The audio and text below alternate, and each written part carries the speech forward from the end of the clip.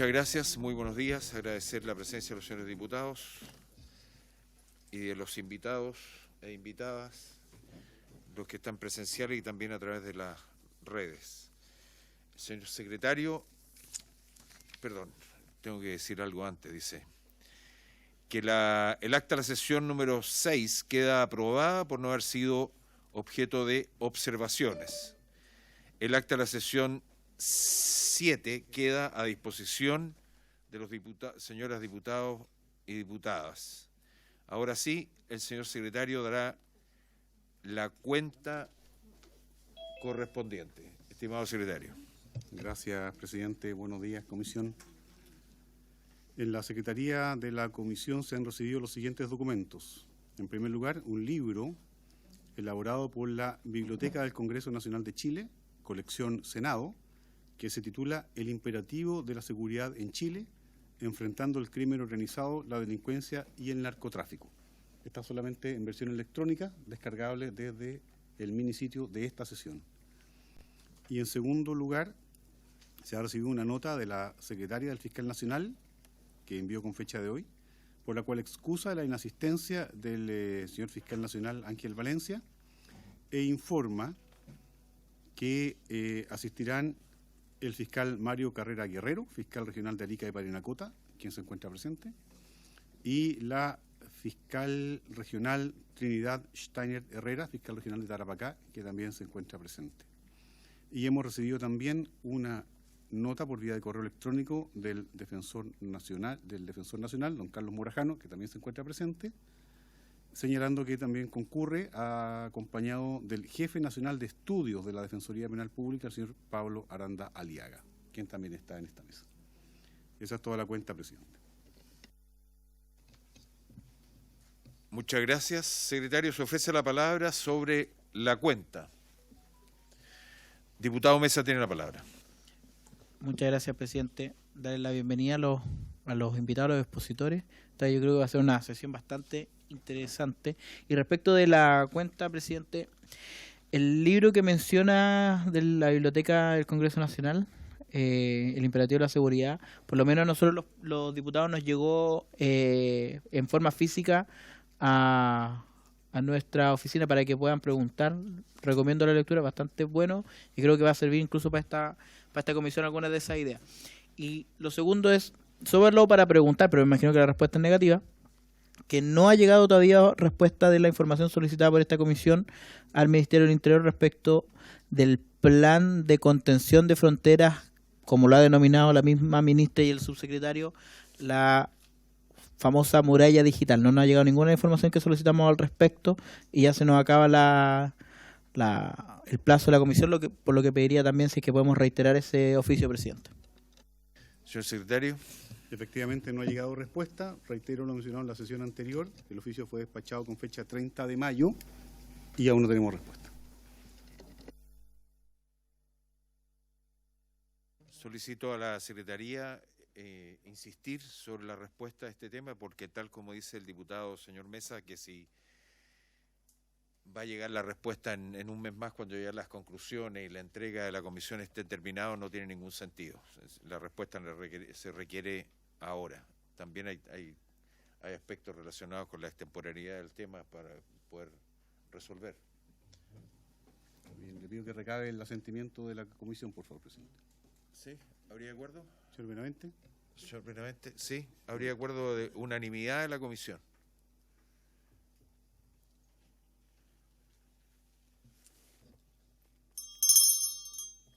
Gusta la campana, señor Mesa. Muy bien. Muy bien. El objeto de... Perdón, ¿está conectado ya? Sí, muchas gracias. Esta sesión han sido citados con el objeto de recibir las exposiciones del señor fiscal nacional, que se justificó, pero tenemos en la mesa al señor fiscal regional metropolitano. No, tampoco. Tenemos en la mesa al señor fiscal regional de Arica y Parinacota, don Mario Carrera Guerrero, ¿es así? Correcto.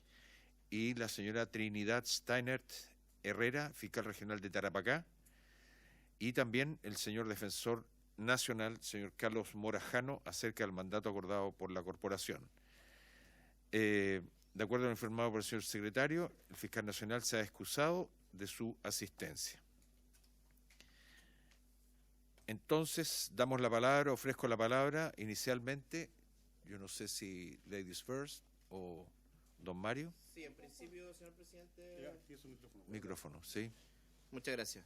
Bueno, muy buenos días a todos. Primero que nada, señor presidente, voy a exponer personalmente Mario Carrera, Conforme. fiscal regional de Arica y Parinacota, y evidentemente consultas respecto a Tarapacá, Colchane o Tamarugal, él la respondería la señorita Trinidad Stein. Entonces, tiene la palabra don Mario Carrera Guerrero, fiscal regional de Arica y Parinacota. Por favor, adelante. Muchas gracias, señor presidente. Hago la consulta previa porque tenemos una presentación que calculamos que debería demorarse 20 a 25 minutos. Me imagino que por ser comisión investigadora deben ser las preguntas lo que más, digamos, debe interesar. Sin perjuicio de ello, esta pequeña exposición, que más bien es lúdica, o sea, tiene muchas imágenes, lo que busca es contextualizar el fenómeno y aquello que nos ha tocado vivir, digamos, en la zona norte y que hoy día está en presencia ya en gran parte del país. Gracias, señor presidente.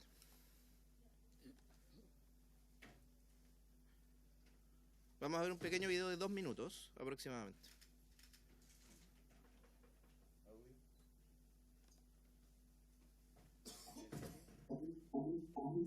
Ah, no,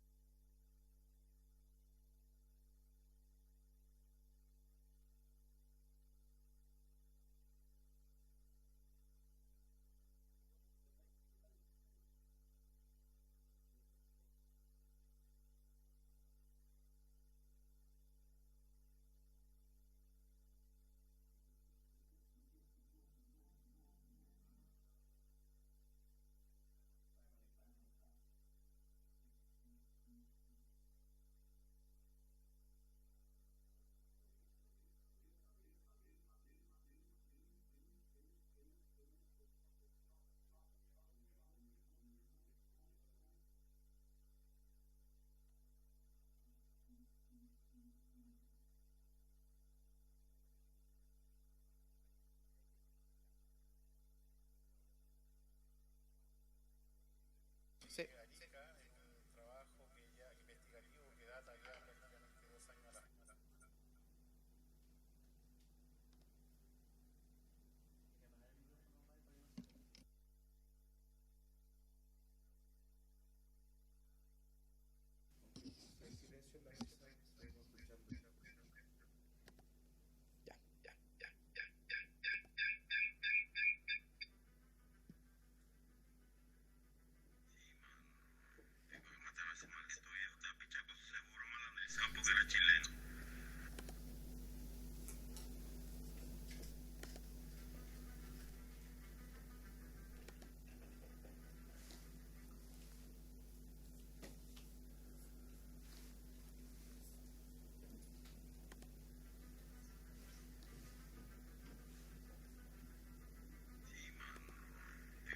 Ese maldito viejo estaba pichado con su seguro malandrizado porque era chileno.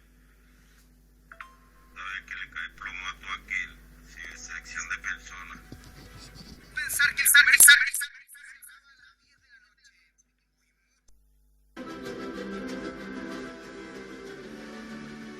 Importante seguir en este tipo de operativos porque lo que hacen es darle más seguridad a las personas que hoy están viviendo un momento crítico donde la cantidad de homicidios durante el 2022 fue extremadamente alta, y lo que hace este tipo de operaciones es precisamente desarticular y desincentivar. Ellos no quieren perder esta región o esta ciudad en particular como punto de operación. Y eso es natural porque geográficamente, efectivamente, es una plaza o un lugar muy útil para efectos de seguir avanzando en el territorio nacional.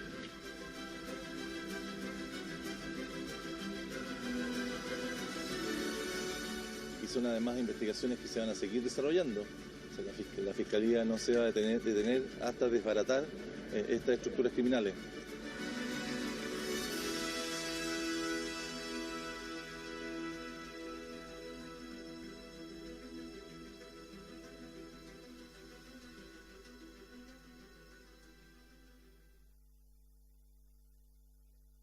Señor presidente, ese video, perdón, ¿se me escucha bien? Es una excusa un poco para buscar un contexto en relación a lo que vivimos en Arica y en general en el norte, incluyendo en todo eso a Tarapacá, a partir del año 2021 con fuerza y ya derechamente con una presencia que logró ciertos ribetes, digamos, muy complejos el año 2022, todo el año 2022.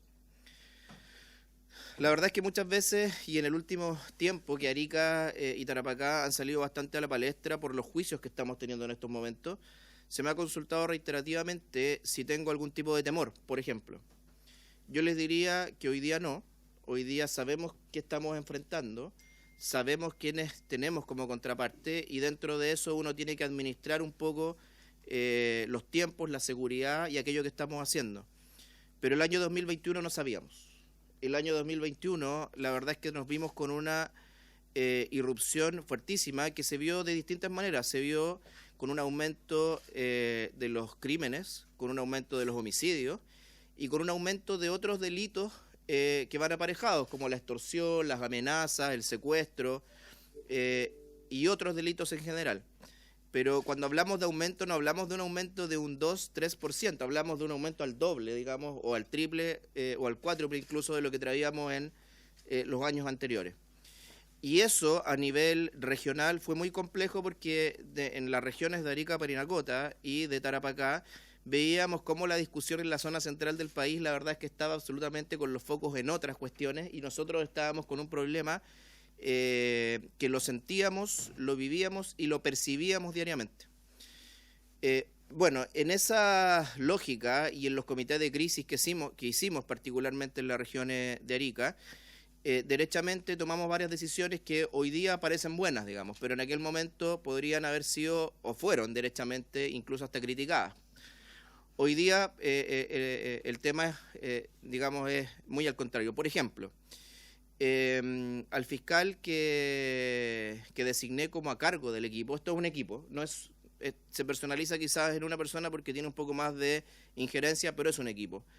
Y en el caso de Arica y Parinacota, en la reunión de crisis, donde no sabíamos cuál era el fenómeno, todavía nos adelantamos e inmediatamente, esto lo digo hoy porque ya es público, lo trasladamos de región al fiscal que iba a liderar esta, digamos, diligencia.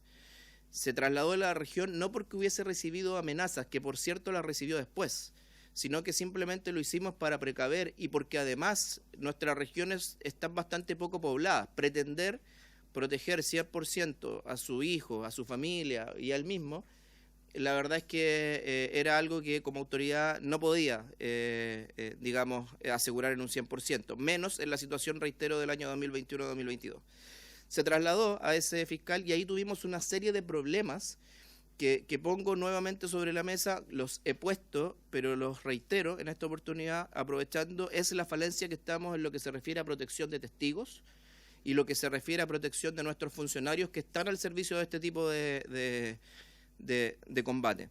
Pensemos que estamos con un funcionario público al cual de un día para otro le dijimos, usted se va de la región, su hijo deja de tener sus amigos, se va de sus hijos, el colegio lo cierra a mitad de año, la universidad se me cambia, el trabajo de su señora se cambia también. O sea, tenemos toda una cuestión que no solamente afecta a la persona, sino que a su grupo familiar. Y ahí es donde, reitero, tuvimos un sinnúmero de problemas. Por ejemplo, cambiar a su hijo desde una universidad pública estatal a otra universidad pública estatal implicó o se resolvió solamente por la vía de pedir favores. o sea, nuestra institucionalidad, hablando de servicios públicos, en este caso universidades públicas, e incluso se le cobró por cada ramo que su hijo, digamos, tenía que reconocérsele, digamos, en la otra universidad. O sea, y hubo universidades que derechamente nos dijeron que no, al cambio. Entonces, no era, digamos, o no se estaba haciendo eso porque el hijo quería hacerlo, sino que porque era una necesidad. Con el trabajo de la señora, que también era un servicio público, hubo que actuar de manera similar, aunque ahí fue un poco más fácil el traslado, pero también, reitero, acá nos hace falta una institucionalidad donde uno no tenga que estar explicando el por qué se están tomando estas decisiones. Eso debería ser simplemente un botón rojo que alguien aprieta en alguna oficina vinculada a inteligencia, y donde el receptor, servicio público, no tuviera que hacer ninguna pregunta respecto del por qué se está tomando esa decisión. Porque, reitero, acá estamos hablando de cosas secretas que terminan siendo, de una u otra manera, no secretas, al menos en estas instancias. Bueno, y eso también ocurre respecto de los agentes encubiertos. En las causas que tuvimos se trabajó con mucho agente encubierto, y los agentes encubiertos tienen toda una dinámica que no voy a detallar evidentemente 100%, pero dentro de esas, por ejemplo, el agente adquiere otra identidad, y hoy día, si ese agente encubierto tiene, por ejemplo, un apendicitis o alguna operación incluso menor, si va a un centro asistencial, no tiene previsión. Y la única forma que tenga previsión es, ¿cierto?, dando a conocer su identidad encubierta.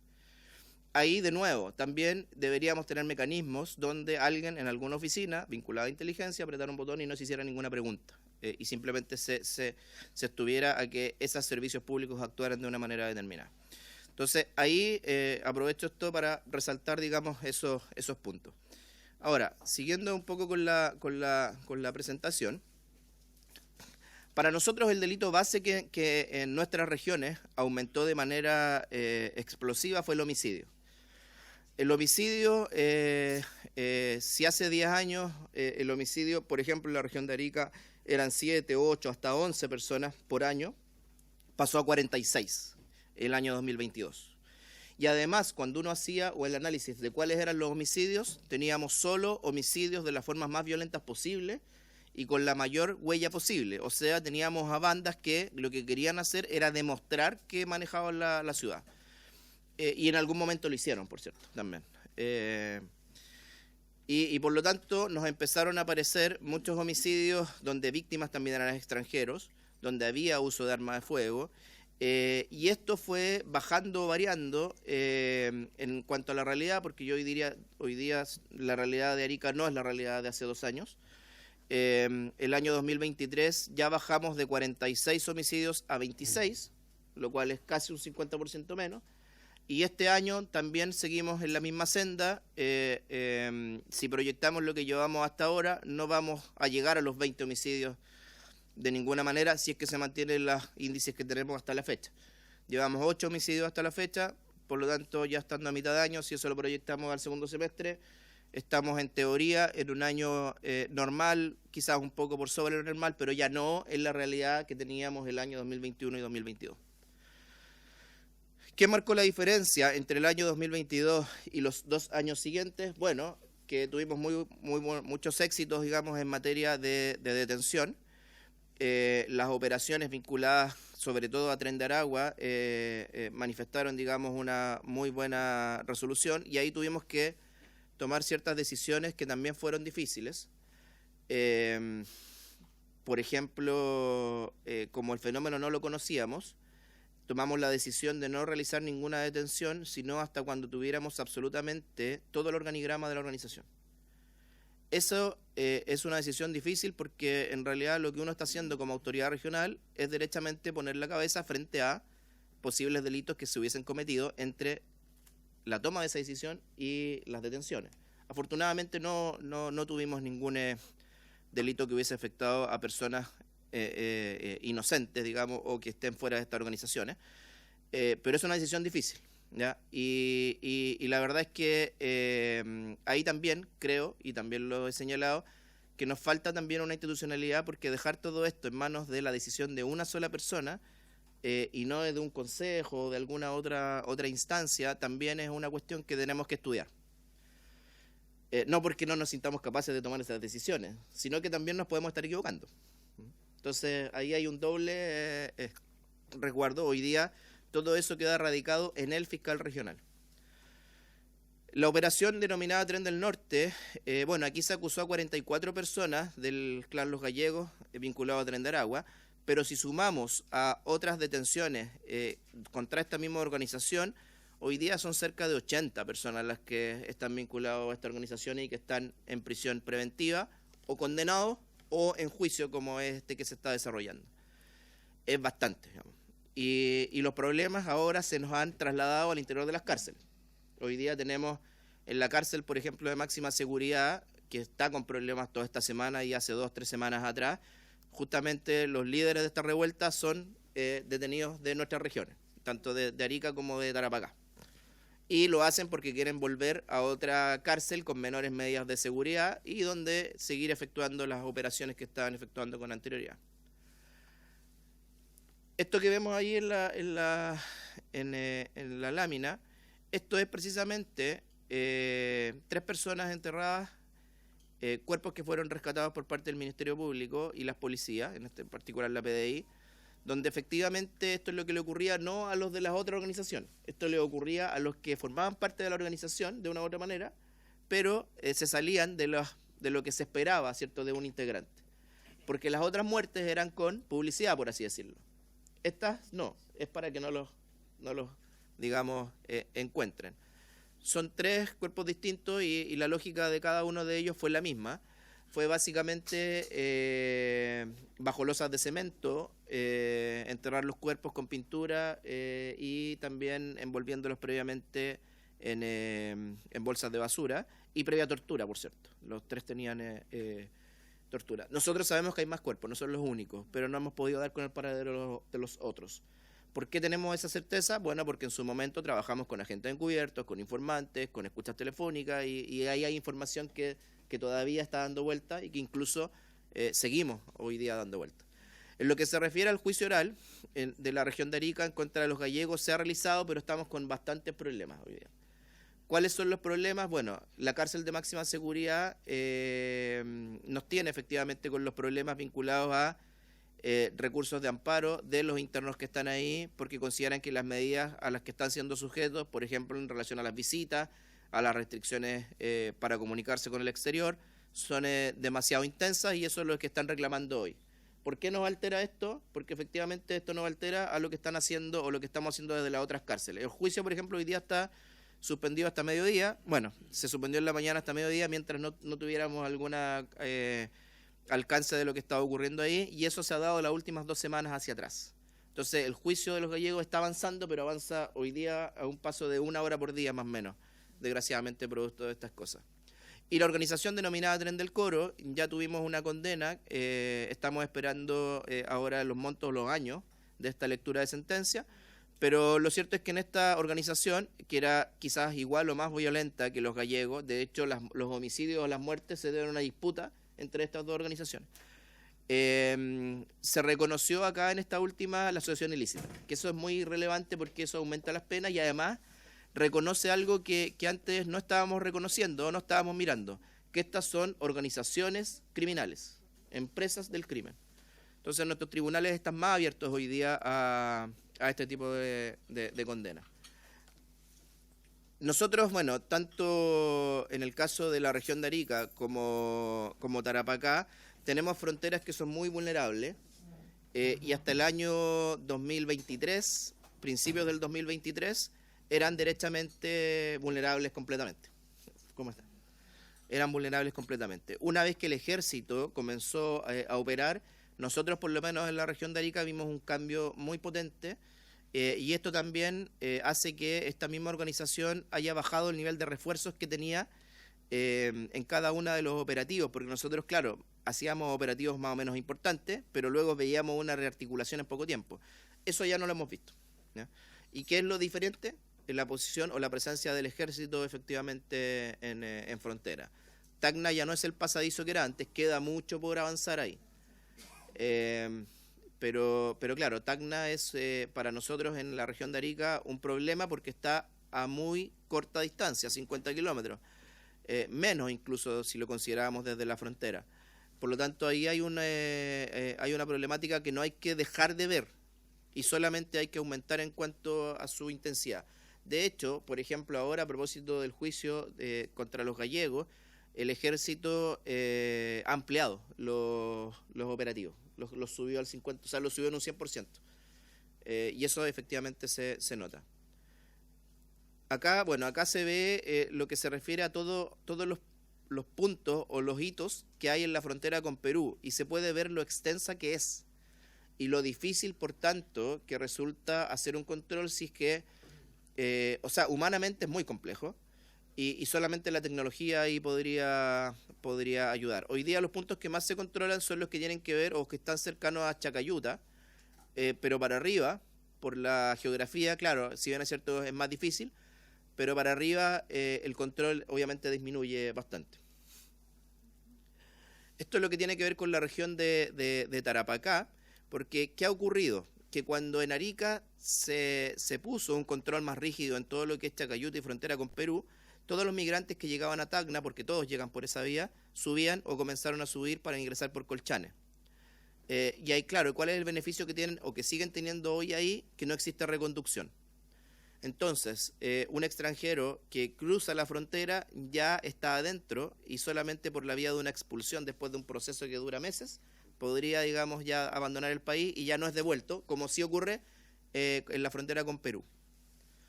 Señor presidente, quiero hacer una apreciación ahí. Sí. En lo que... Tiene la palabra. Gracias, señor presidente. En Tarapacá.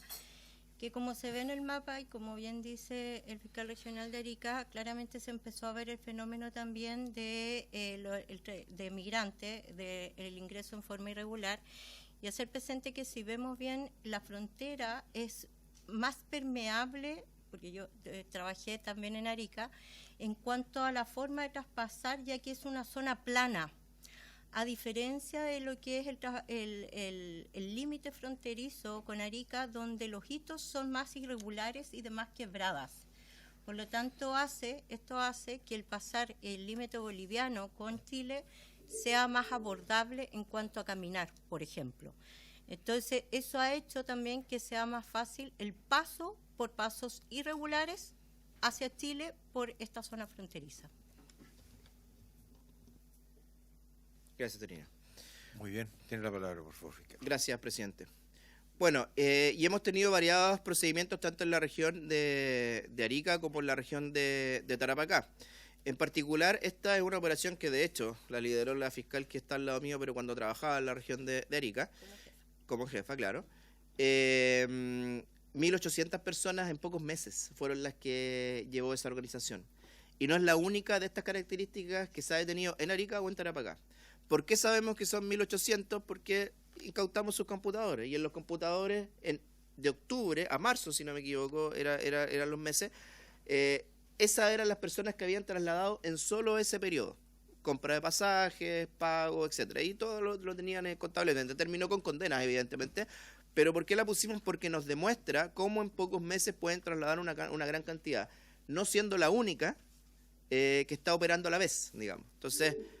aquí hablamos números que a veces se nos pierden, pero eso es digamos, a las personas o la cantidad de personas que trasladan. Los procedimientos, bueno, también este fue de Arica, el último. La región de Tarapacá también ha tenido muy buenos procedimientos. En el último tiempo hubo 70 domicilios a los cuales se ingresó, lo que dejó 44 detenidos. Todos evidentemente vinculados a crimen organizado. Se incautó gran cantidad de armas, drogas, son cosas que están ocurriendo efectivamente y donde el traslado, o sea, si no hay un control de fronteras más robusto, estamos expuestos a que esto siga ocurriendo y ojo, nadie va a cometer estos delitos para quedarse en Arica o incluso en Iquique. Esto va o viene al resto del país. Entonces, las fiscalías, tanto de Arica como de Tarapacá, funcionan en términos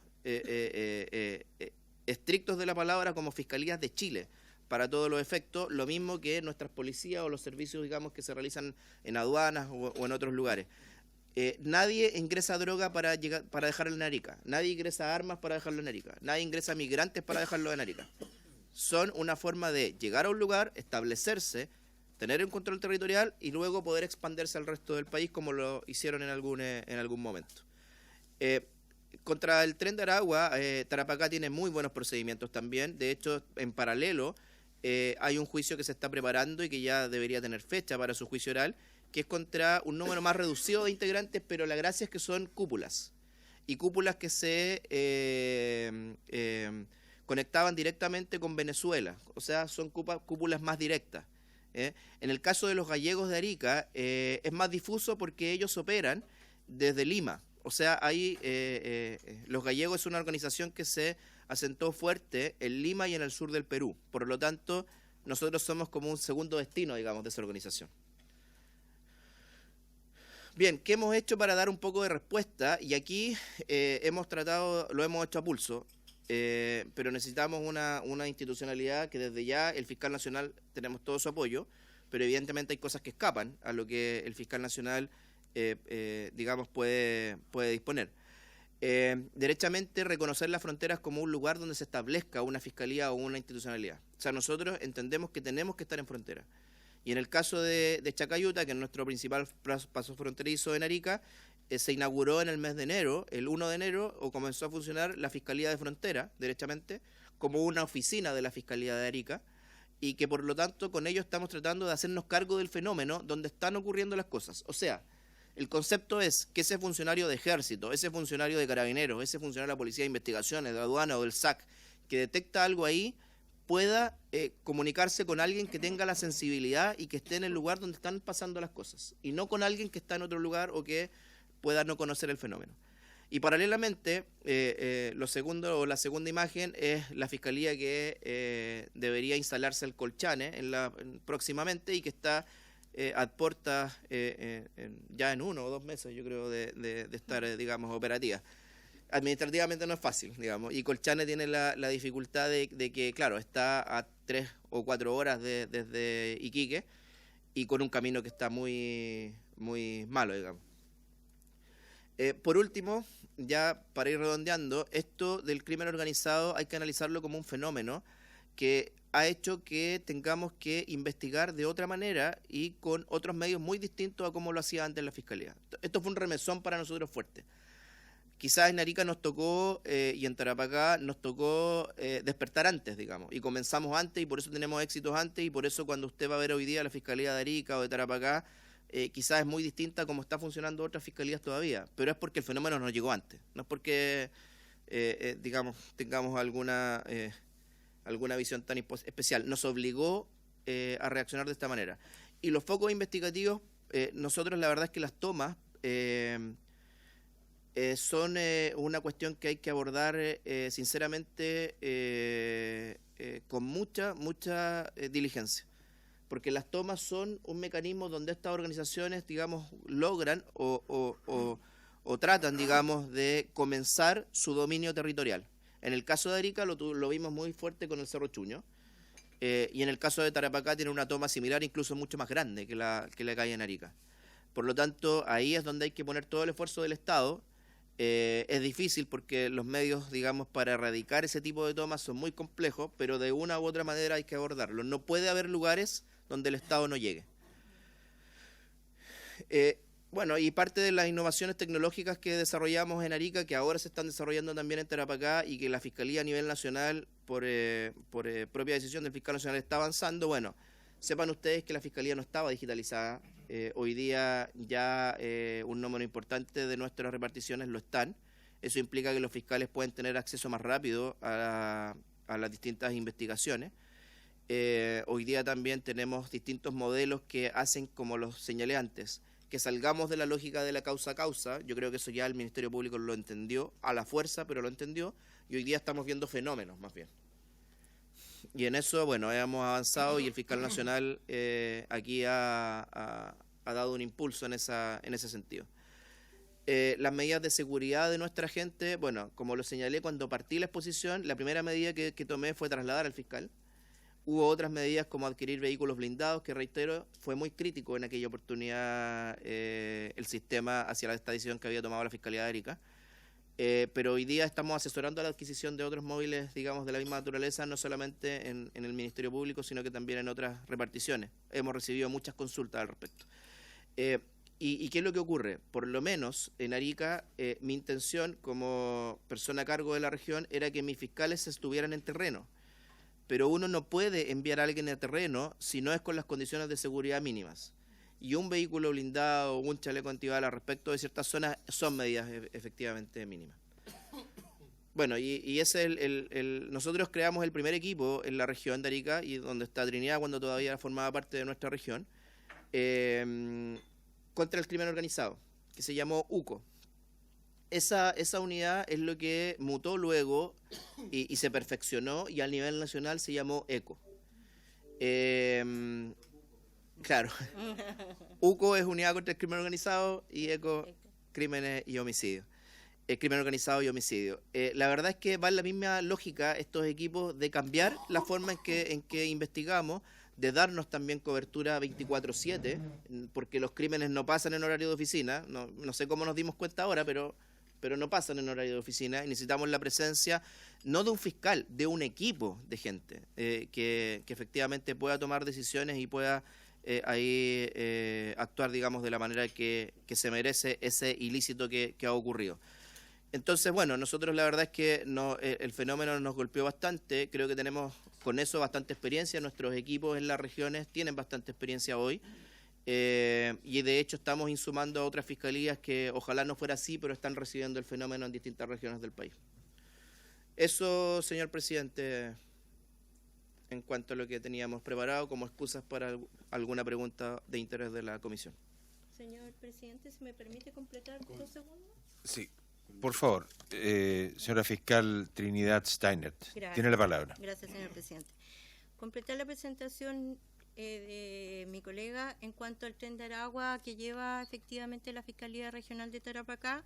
Ese juicio oral, para que sepan, efectivamente está programado para fecha 23 de septiembre, donde claramente se va a hacer con la debida reserva y con los resguardos para los intervinientes. Al menos el Ministerio Público va a funcionar por medio telemático, específicamente por Zoom. Ya se encuentra esto autorizado y cada una de las audiencias han sido en forma telemática.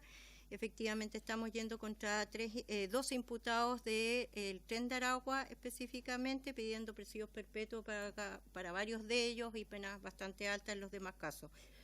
Así que esperemos que nos vaya bien y que sea exitoso esa audiencia. Y los otros procedimientos, efectivamente, de los cuales yo he asumido, por lo menos desde que he tenido la calidad de fiscal regional, los más exitosos efectivamente son estos 44 detenidos por el delito de tráfico ilícito de estupefacientes y tráfico de armas, que también es una preocupación para la región. Esto como se han ido ingresando armas a través de las fronteras también, y por distintas partes hemos visto también el ingreso, por ejemplo, de armas desde Argentina, que a mí me preocupa, que se notan que efectivamente y tienen la nomenclatura de ser de Argentina. Después, de hecho, las pericias es algo que me ha llamado la atención recientemente, y por lo tanto quiero llamar la atención de ustedes en ese sentido, de ver cómo se puede abordar este fenómeno también con más control por parte de las distintas unidades policiales.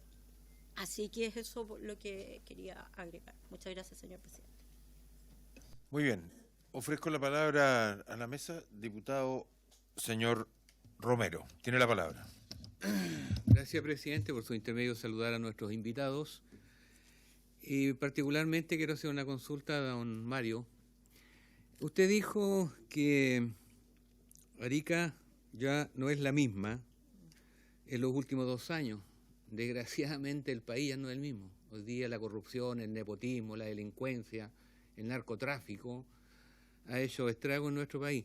Pero quiero, una vez más, presidente, por su intermedio, a nuestro invitado, preguntarle, usted dijo que, y me gustaría que dijera, ¿a qué atribuye la disminución de los homicidios en la región de Arica y Parinacota, en razón a que, como vimos en la sesión pasada, presidente, esta suerte de estatus se ha visto en otros países en donde se llega a denominado equilibrio delictual? Pero esto, más allá de la intervención del Estado en su conjunto, se produce por el control de un cartel sobre otro. Entonces me gustaría, por su intermedio, presidente, si el fiscal señor Mario Carrera pudiera explayarse en esta consulta. segundo fiscal, por favor. Vamos a dar dos palabras y posteriormente tiene la palabra el diputado señor Mesa.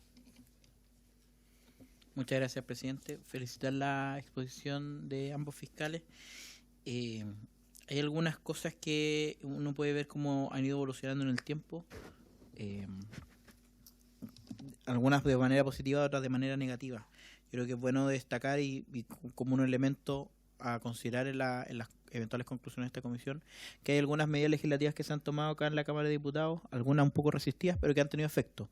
El control o la asistencia de las Fuerzas Armadas ya no es solo ambos fiscales que lo reconocen, sino que también otras autoridades lo han reconocido como que ha sido positivo y ha ayudado a controlar un poco la frontera.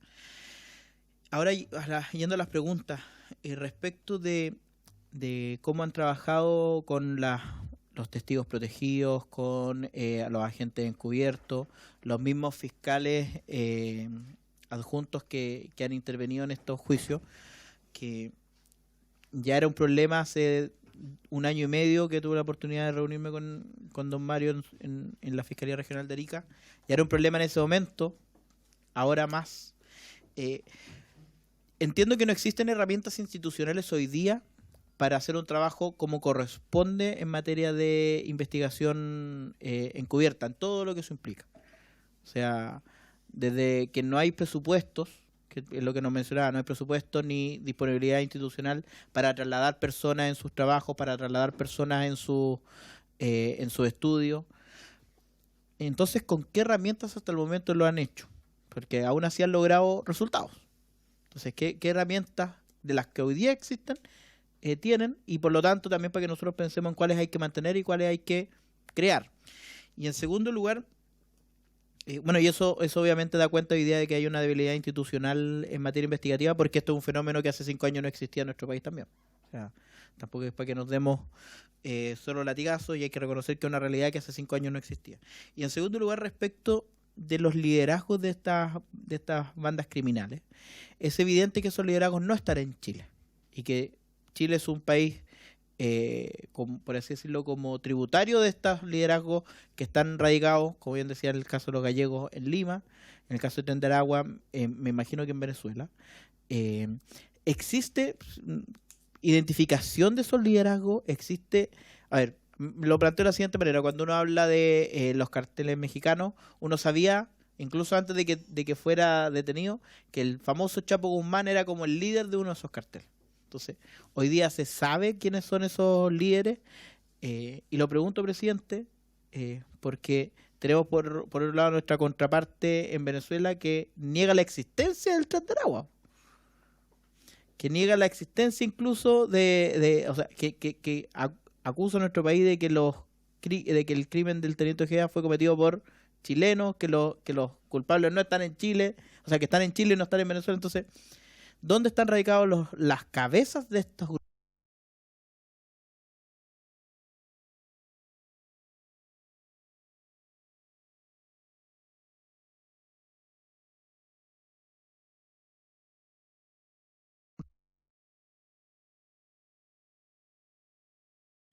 Gracias, diputado Mesa. Tiene la palabra el señor fiscal don Mario Carrera. Gracias. Bueno, la primera pregunta la agradezco, porque efectivamente es una hipótesis que nosotros tenemos diariamente. Si la baja en los homicidios o la tranquilidad de un determinado lugar se debe a que alguien ya ganó, o se debe efectivamente a las políticas que estamos implementando. Primero que nada, decir que no es lo mismo tener a las 80 personas vinculadas al crimen organizado en la cárcel que tenerlos afuera. O sea, de eso no es lo mismo. Por lo tanto, ahí tiene que haber necesariamente una disminución. En lo otro, en lo de si alguien ingresando más gente ya se rearticuló y mantiene el dominio, esa es nuestra hipótesis que mantenemos, señor diputado, desde un principio. Por eso, el último operativo que hicimos hace 3 semanas atrás en Cerro Chuño ya era quirúrgico, porque en los anteriores no tuvimos en ninguno menos de 16 detenidos. En este tuvimos 4 o 5 detenidos, pero buscábamos a 3. O sea, llegamos a un punto, digamos, en la penetración respecto de estas organizaciones donde ya nuestro actuar, digo quirúrgico porque buscábamos a pocas personas, pero también necesitábamos que ellos tuvieran la sensación de que esto no se acabó, que con el inicio del juicio de los gallegos podemos estar en más de un frente. Y detuvimos de los 3 a 2, por lo tanto hubo uno que desgraciadamente no se mantenía. Pero es una hipótesis que nosotros la tenemos, efectivamente, y claramente de las 30 y tantos domicilios a los cuales ingresamos, encontramos también muy poca arma, muy poca droga. O sea, eso ratifica nuestras hipótesis de que está resultando la lucha contra estas organizaciones, de que la disminución de los homicidios, y no solo de ese delito, sino que de una gama de delitos, se debe efectivamente a que estas 80 personas están tras las rejas y no están en la calle o vía pública. Pero eso no tenemos que perderlo de vista, porque las condiciones que existían para que estas organizaciones llegaran a mi región se mantienen. Por lo tanto, nosotros tenemos que asumir que quieren seguir llegando a la región. No puede ser de otra manera. En segundo lugar, señor diputado, las consultas respecto de los problemas con los testigos y agentes encubiertos, bueno, eso hay que premiarlo y potenciarlo. Nosotros cuando preparamos a nuestros testigos antes del inicio del juicio, son 16 los testigos principales entre agentes encubiertos y policía jefe de caso, sin perjuicio de que son 159 testigos en total, pero son 16 los que lideraron esto. Yo veía sus caras, la verdad, y yo decía, estos tipos en 20 años no van a creer de lo que fueron capaces hoy. Yo creo que no lo dimensionan. No lo dimensionan porque son personas que se expusieron en cuanto a su vida, derechamente, a vivir en condiciones que permitieran infiltrar la organización. Hoy día no tenemos ninguno, por eso puedo hablar un poco más de propiedad respecto a esta organización en Cerro Chuño, pero cuando ellos estuvieron, la verdad, por las de ellos. Y entregándonos una información que fue vital. No tendríamos los resultados que tenemos hoy si no hubiese sido por ellos. No hay que verlo de otra forma. Y por lo tanto, eso como Estado también deberíamos de una u otra forma premiarlo. Estos funcionarios después del juicio deberían, no sé cómo el Estado puede premiar, si es con cursos, si es con ascenso, si es con un bono, no sé, pero hoy día no solamente debemos agradecerles dándoles la mano, sino que yo creo que hay que dar un impulso de otra naturaleza. Y son personas muy jóvenes, por lo demás, los que participaron en esto. Entonces hay que potenciarlo y ojalá que estos problemas que les digo, como los de atenderse en un hospital o centro de salud, sean una punta de lanza para ver otro tipo de problemas que efectivamente puede acarrear la situación de decir, sí, yo quiero trabajar de esta forma, yo quiero ser agente encubierto, yo quiero, digamos, aportar de esa manera. Y por último, en su otra consulta, diputado, de si se conocen los liderazgos fuera del país, bueno, tanto en la causa de Tarapacá como en la causa de Arica tenemos solicitudes de captura internacional. O sea, en el caso de los gallegos tenemos al líder que está con la orden de captura, sabemos que está en Perú, pero no ha sido ubicado, y estamos trabajando de ello. Y en el caso de Tarapacá ha hecho lo propio respecto de líderes que incluso son más connotados o más directos respecto de Venezuela. Ahí, bueno, podrá tener más o menos inconvenientes, pero por lo menos las solicitudes de captura internacional, tanto en lo que se refiere a Arica como lo que se refiere a Tarapacá, están solicitadas y en curso. Así que sí, sabemos, y también tenemos claridad, en el caso de Arica es más claro todavía, porque el dinero que se reunió en Arica se iba a través de pasos no habilitados, en efectivo, hacia Perú. ¿Cómo lo sabemos? Porque tenemos los libros de contabilidad, donde incluso esta organización le pagaba, ¿cierto?, hasta el viático a la persona que iba a hacer ese encargo. Eso ya se ha mencionado en el juicio, por lo tanto puedo hablar un poco más de ello. En el juicio me refiero a los gallegos. Entonces, efectivamente, esas son cuestiones que tenemos que tener en vista, pero sí, los liderazgos hacia afuera los conocemos y están las órdenes de captura internacional solicitadas. Gracias, presidente. Muy bien, muchas gracias. Sí, Presidente, para complementar, sí, por favor, fiscal, tiene la palabra. Por su intermedio, para el diputado. En el caso del Tren de Aragua no es mucho lo que le puedo comentar porque es un juicio que está pendiente, pero sí le puedo decir que varios de los acusados eran el brazo derecho de Niño Guerrero, que es el líder directo, y de hecho tenemos varios medios de prueba que así dan cuenta, y audio específicamente. Entonces quédese tranquilo en ese sentido. Que están privados de libertad, y que estamos pidiendo varias, y que no van a salir. legalmente no van a salir. Muchas gracias. Tiene la palabra el diputado señor Benavente. Gracias, presidente. Saludar a ambos fiscales. Una pregunta bastante simple.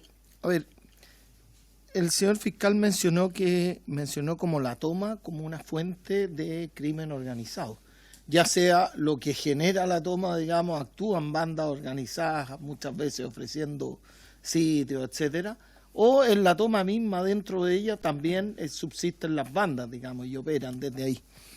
Y en tal sentido nosotros aprobamos, no hace mucho, en el Congreso y ya en Ley de la República, una ley de usurpaciones.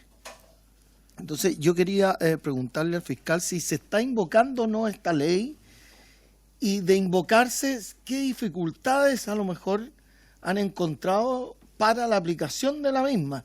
Más allá de lo complejo, entiendo yo, muchas veces a lo mejor desalojar una toma grande es difícil, se pueden producir situaciones después que generen en otros problemas, pero justamente el tema si han encontrado dificultades para aplicar la ley de usurpaciones. Gracias, presidente.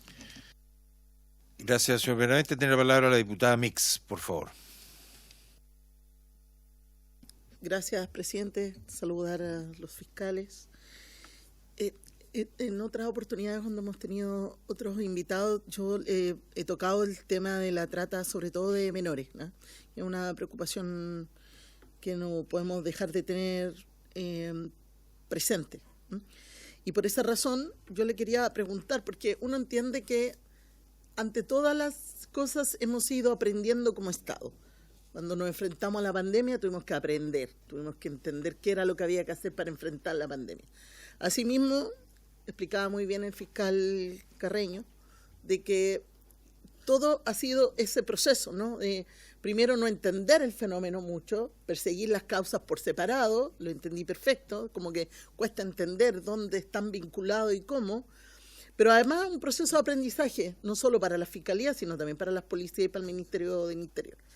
Y en eso mismo quería que a lo mejor respecto de la ley 20.507, que es la de la trata de personas, que se promulga el año 2011, que también enfrenta un proceso, que también tuvimos que enfrentar un proceso grave de trata de personas en las fronteras, particularmente en las regiones las que ustedes representan, y han pasado de eso 12 años, 13 años de esa promulgación, y también para nosotros es importante saber qué vacíos tiene esa ley, cómo la mejoramos, porque yo creo que una ley que tiene 12 años de vigencia, en un contexto como el que estamos ahora de crimen organizado, evidentemente hay riesgos que hace 11 o 12 años no vimos.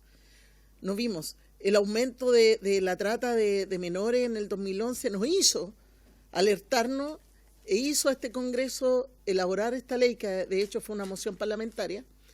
Y claro, se da respuesta en ese contexto a la trata de personas.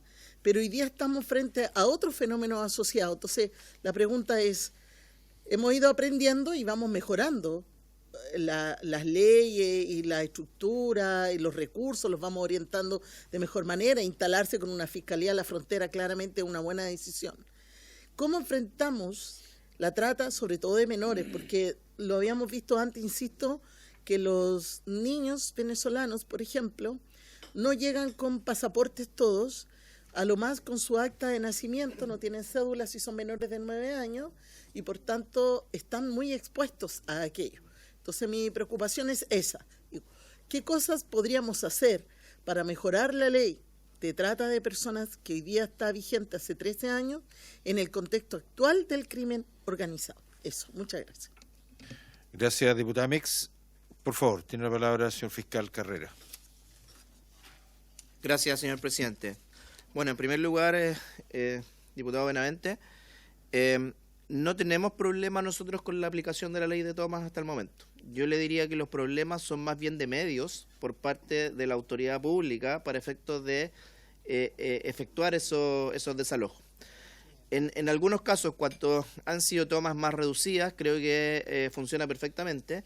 En una toma como la de Cerro Chuño, creo que requiere una organización y planificación que me imagino se está haciendo, pero por lo menos en lo que se refiere a lo jurídico, no hemos tenido inconvenientes ni en tribunales, cuando ha habido un juez que ha resuelto de una manera distinta, las Cortes han llevado al espíritu de la ley la decisión, por lo tanto no hemos tenido problemas. Creo que son más bien de medios logísticos.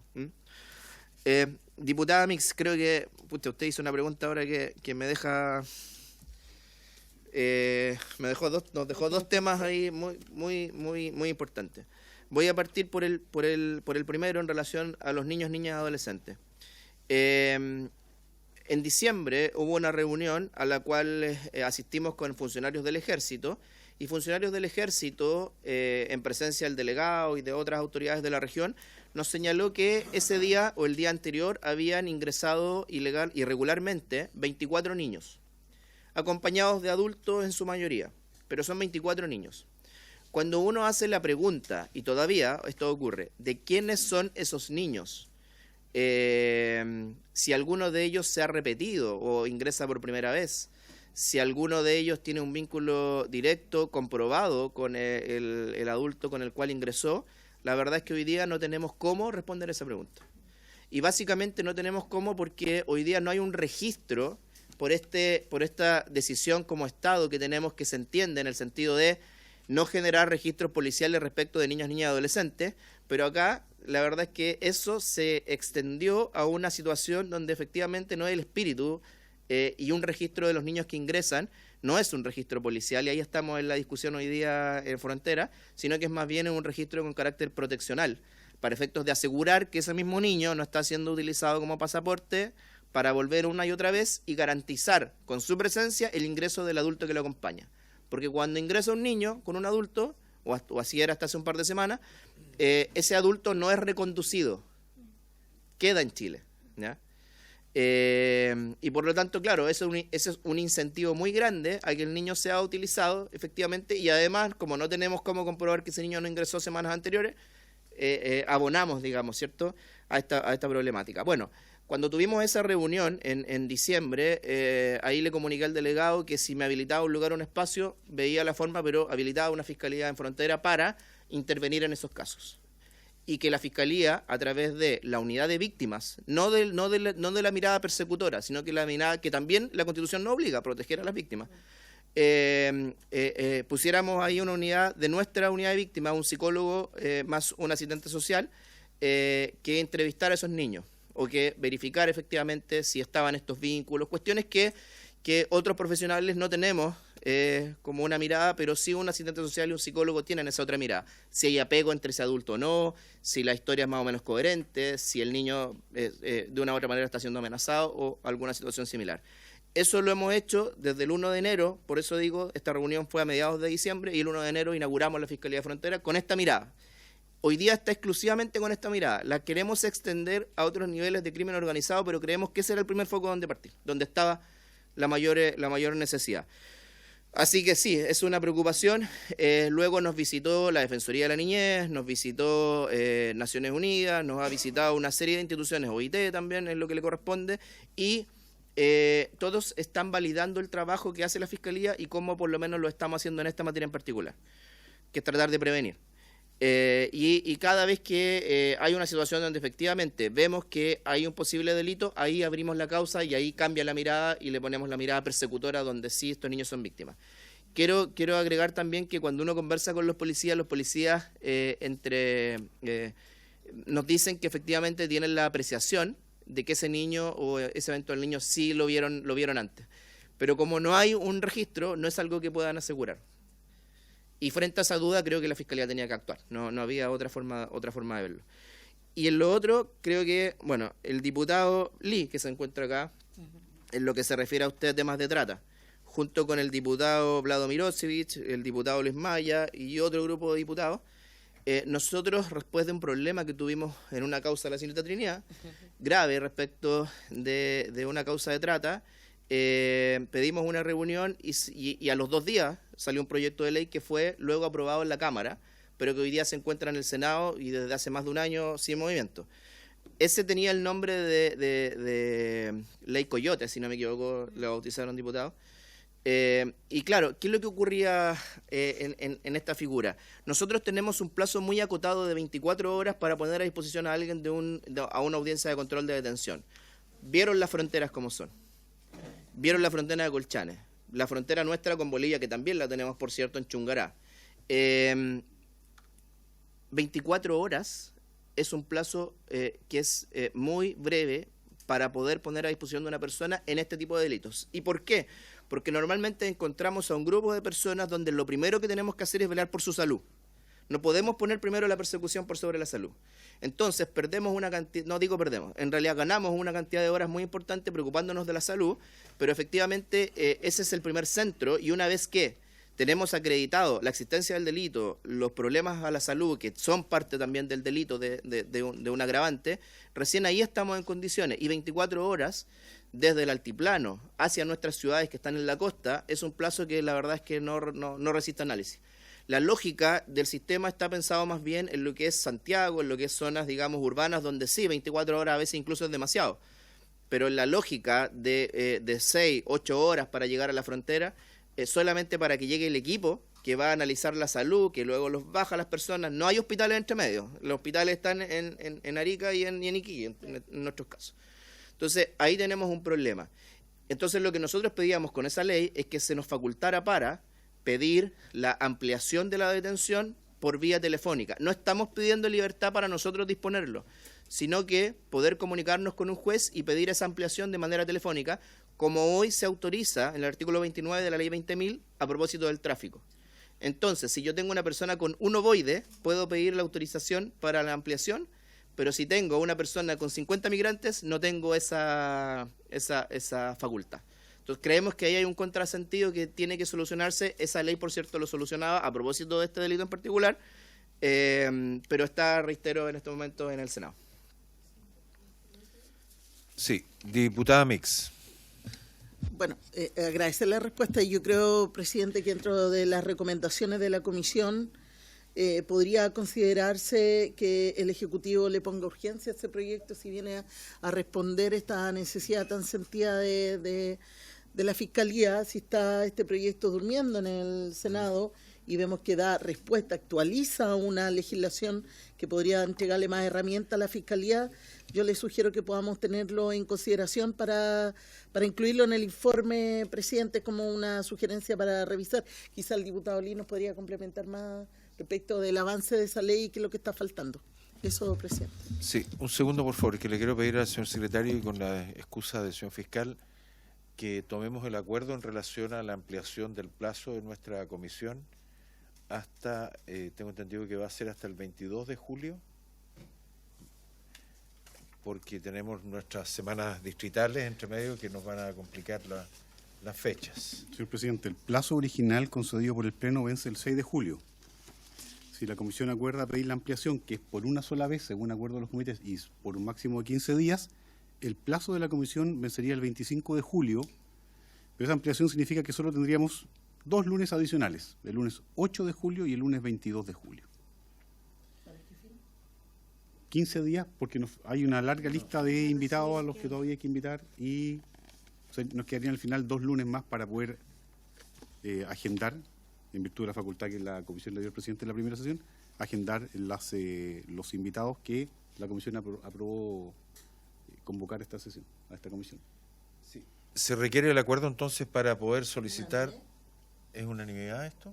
No, la prórroga es un acuerdo que se puede adoptar por mayoría. Por mayoría. Para pedir prórroga para la comisión, que hay que solicitarla a la sala, para que nuestra comisión pueda sesionar, entonces prácticamente son 2 lunes adicionales, el 8 y el 22, para cumplir con las fechas, con los invitados que tenemos. Aún así van a quedar muchos que van a estar fuera. ¿Habría acuerdo para eso? ¿Sí? Ya. 2 en contra. ¿Sí? ¿Tomemos votación, no, señor presidente? Tomamos la votación entonces. Se toma votación, disculpe, señor fiscal. Esto es por la solicitud al Pleno para prorrogar en 15 días el plazo otorgado a la comisión. Diputado Gustavo Benavente. A favor. Diputado Félix González. A favor. Con el micrófono, por favor. A favor. Diputado Lee. A favor, señor presidente. Diputado Mesa. A favor. Diputada Mix. En contra. Diputado Ramírez. En contra, señor. Diputado Romero. A favor. Presidente Becker. A favor, señor secretario. Se adopta el acuerdo por 6 votos a favor y 2 en contra. Bien, se va a solicitar entonces con fecha de primero. La prórroga la vamos a pedir hoy día, la vamos a enviar Hoy. a los comités parlamentarios A partir de hoy. y la prórroga comenzaría a regir una vez que venza el plazo originalmente concedido a la comisión. Conforme. Muchas gracias. Diputado Lee, tiene la palabra. Gracias, presidente. No solamente para justamente reforzar el tema de que esta optimización en la forma de notificación ha sido presentada, había sido estudiada ya anteriormente por Fiscalía Regional de Arica Parinacota con los diputados Mirosevich y luego el diputado Maya y yo, obviamente que reforzamos esa idea porque es del todo atendible y del todo necesaria. También aprovechar, presidente, en torno a lo mismo, a estas ideas para optimizar el trabajo de persecutor, que hay un proyecto de huella genética que fue presentado por nuestra Cámara de Diputados y que también el Ejecutivo se ofreció a patrocinarla, esto ya hace más de un mes, y todavía no tenemos avance al respecto. Eso tiene que ver con la forma de identificar claramente las personas que están ingresando, sean niños o adultos. Entonces, presidente, también para poder de alguna forma acercarnos al Ejecutivo y sobre todo los diputados que son de la coalición de gobierno que nos puedan ayudar para que justamente le den celeridad a estos proyectos que son tan útiles en lo que nos convoca. Gracias. Muy bien. Yo también quería tomar brevemente la palabra, señores fiscales, a propósito de lo planteado en la... Primero, solicitar, si es posible, las imágenes del video inicial, como para nosotros tenerlo, contar con él y poder también difundirlo si es necesario a propósito de algunas cosas que ahí se esclarecen. Segundo, me imagino ir a aprovechar su visita a la zona central del país como para reunirse con nuestro fiscal nacional, donde yo creo que habrían cosas que usted, por el conocimiento que tienen y la vivencia personal diaria, algunos aspectos que yo creo que sería necesario poder tomar en conocimiento. Ahora entiendo que nuestro fiscal, así me parece, ha estado en varias ocasiones en distintos lugares del país. Al menos su primera salida fue a Temuco, así que tuve oportunidad de recibirlo allá en algún momento. Algunos temas un tanto desordenados, porque según tengo entendido, los niños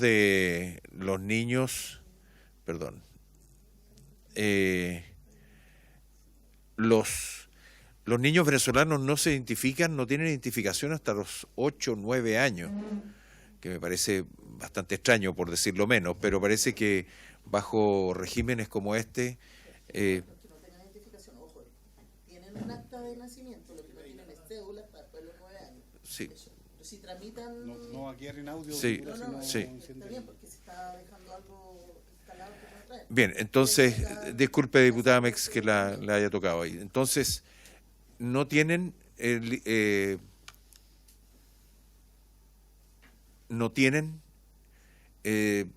carnet de identidad. Eso sí, después de los 9. Claro, a mí me parece extraño porque en general, al parecer en el mundo, los carnets de identidad se obtienen, al menos yo tengo mis nietas que tienen carnet de identidad y tienen un mes, digamos. Pero si bien es cierto, es una situación compleja, a mí me tocó ver un reportaje, algunos de los tantos que han salido, a propósito que al, comillas, padre que acompaña al niño, le preguntan el nombre completo, no lo sabía, la fecha de nacimiento, la preguntó a la mamá o supuesta mamá del niño. Entonces, ese tipo de cosas también debemos hacer un esfuerzo por regularlo. Y estas cifras que ustedes entregan de que una sola organización traficó o trajo a nuestro país a más de 1.800 personas, que no sé si mencionó la organización que era, pero principalmente personas de Venezuela que están trayendo a nuestro país.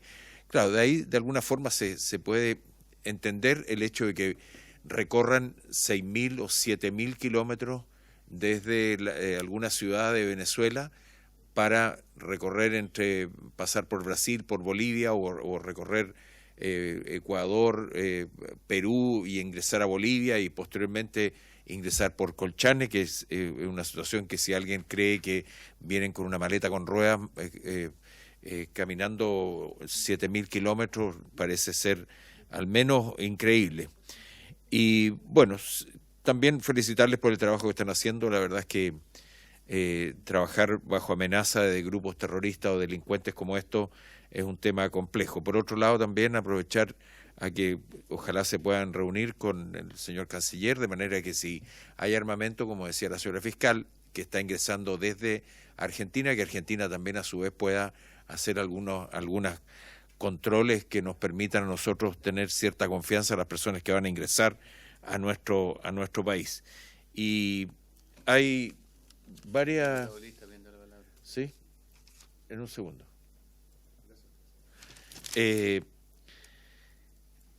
Y también a veces uno escucha o ve por los medios que uno no entiende mucho que cuando se quiso hacer este tema con los gallegos, que se pretendió que fuera presencial, que realmente es un tema que me parece al menos extraño, y lamentar también la penetración que hemos visto en Gendarmería este último tiempo, y también lamentablemente en Carabineros de Chile, donde la mano de estas organizaciones está ingresando a las instituciones, que es un tema que nosotros venimos también advirtiendo hace mucho tiempo, en que no se toman las medidas correspondientes para poder intentar frenar esto, digamos.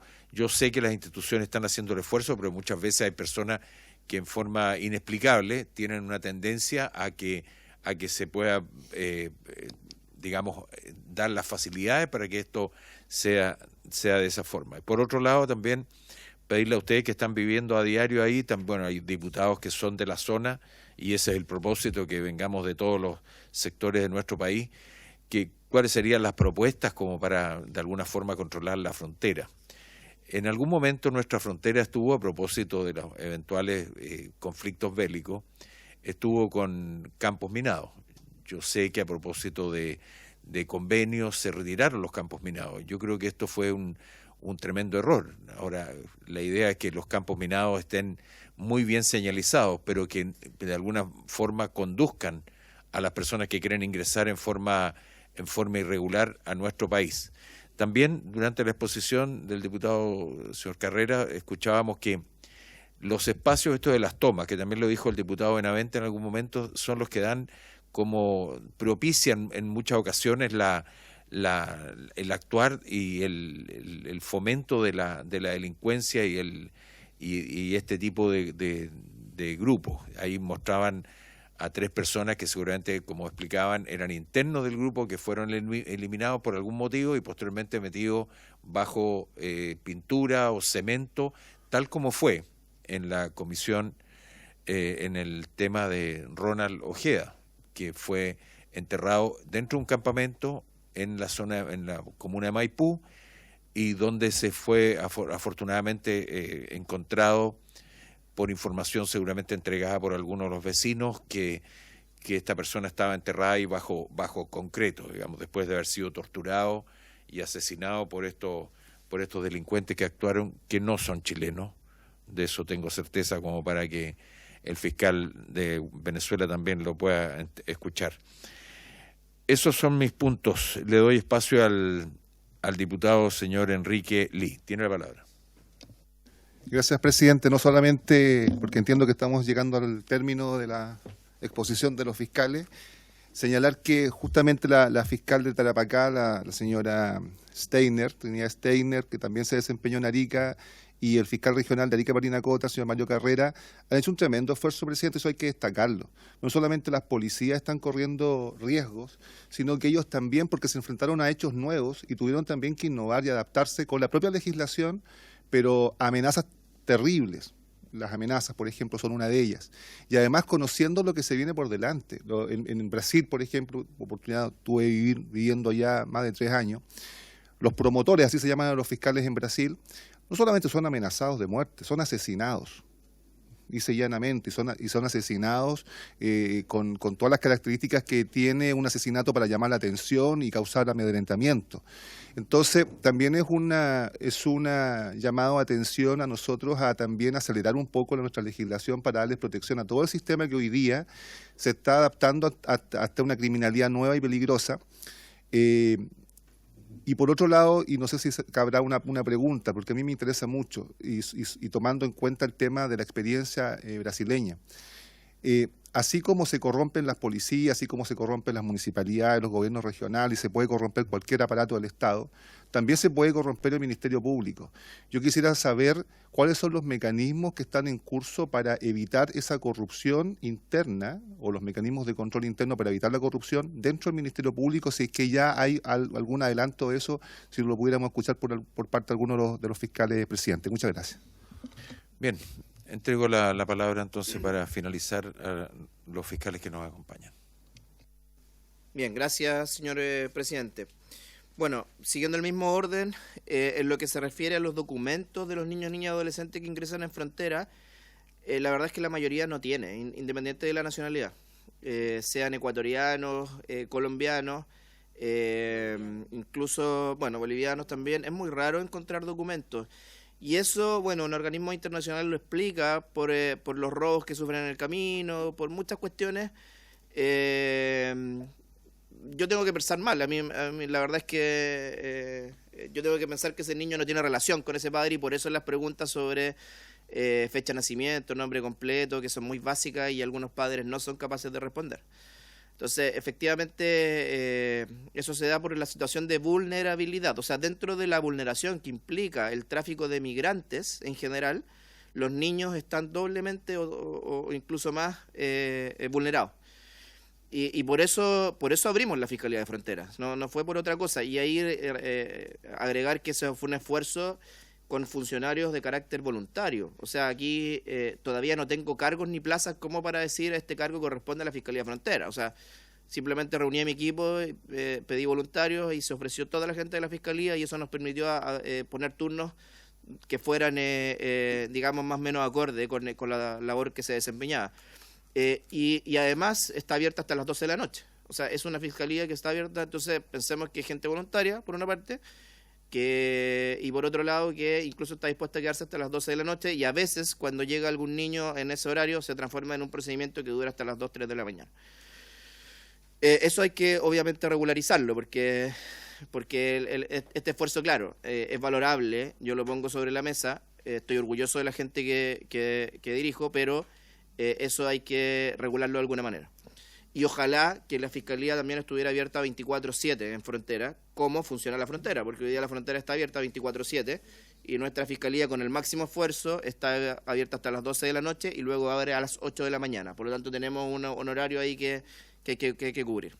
En segundo lugar, diputado o señor presidente, en lo que se refiere a los gallegos, en la presencialidad que se habló en un momento, bueno, esta causa desde un principio ha puesto en estrés al sistema de una manera que creo que nosotros no lo visualizamos antes.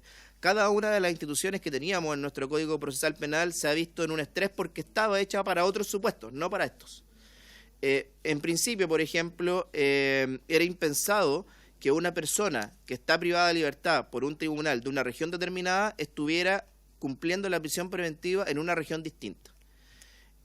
A raíz de esta causa, quiero reiterar, esta es una discusión que se dio hace 2 años y que en un principio fue de carácter negativo para la Fiscalía, o para Gendarmería más bien en este caso, donde se acogieron varios amparos que implicaron devolver a la cárcel, en este caso de Arica, a varios de esos imputados, pero luego la Corte Suprema varió el criterio y hoy día creo que ya nadie discute que una persona vinculada a crimen organizado no tenga que estar, por ejemplo, en la cárcel de máxima seguridad.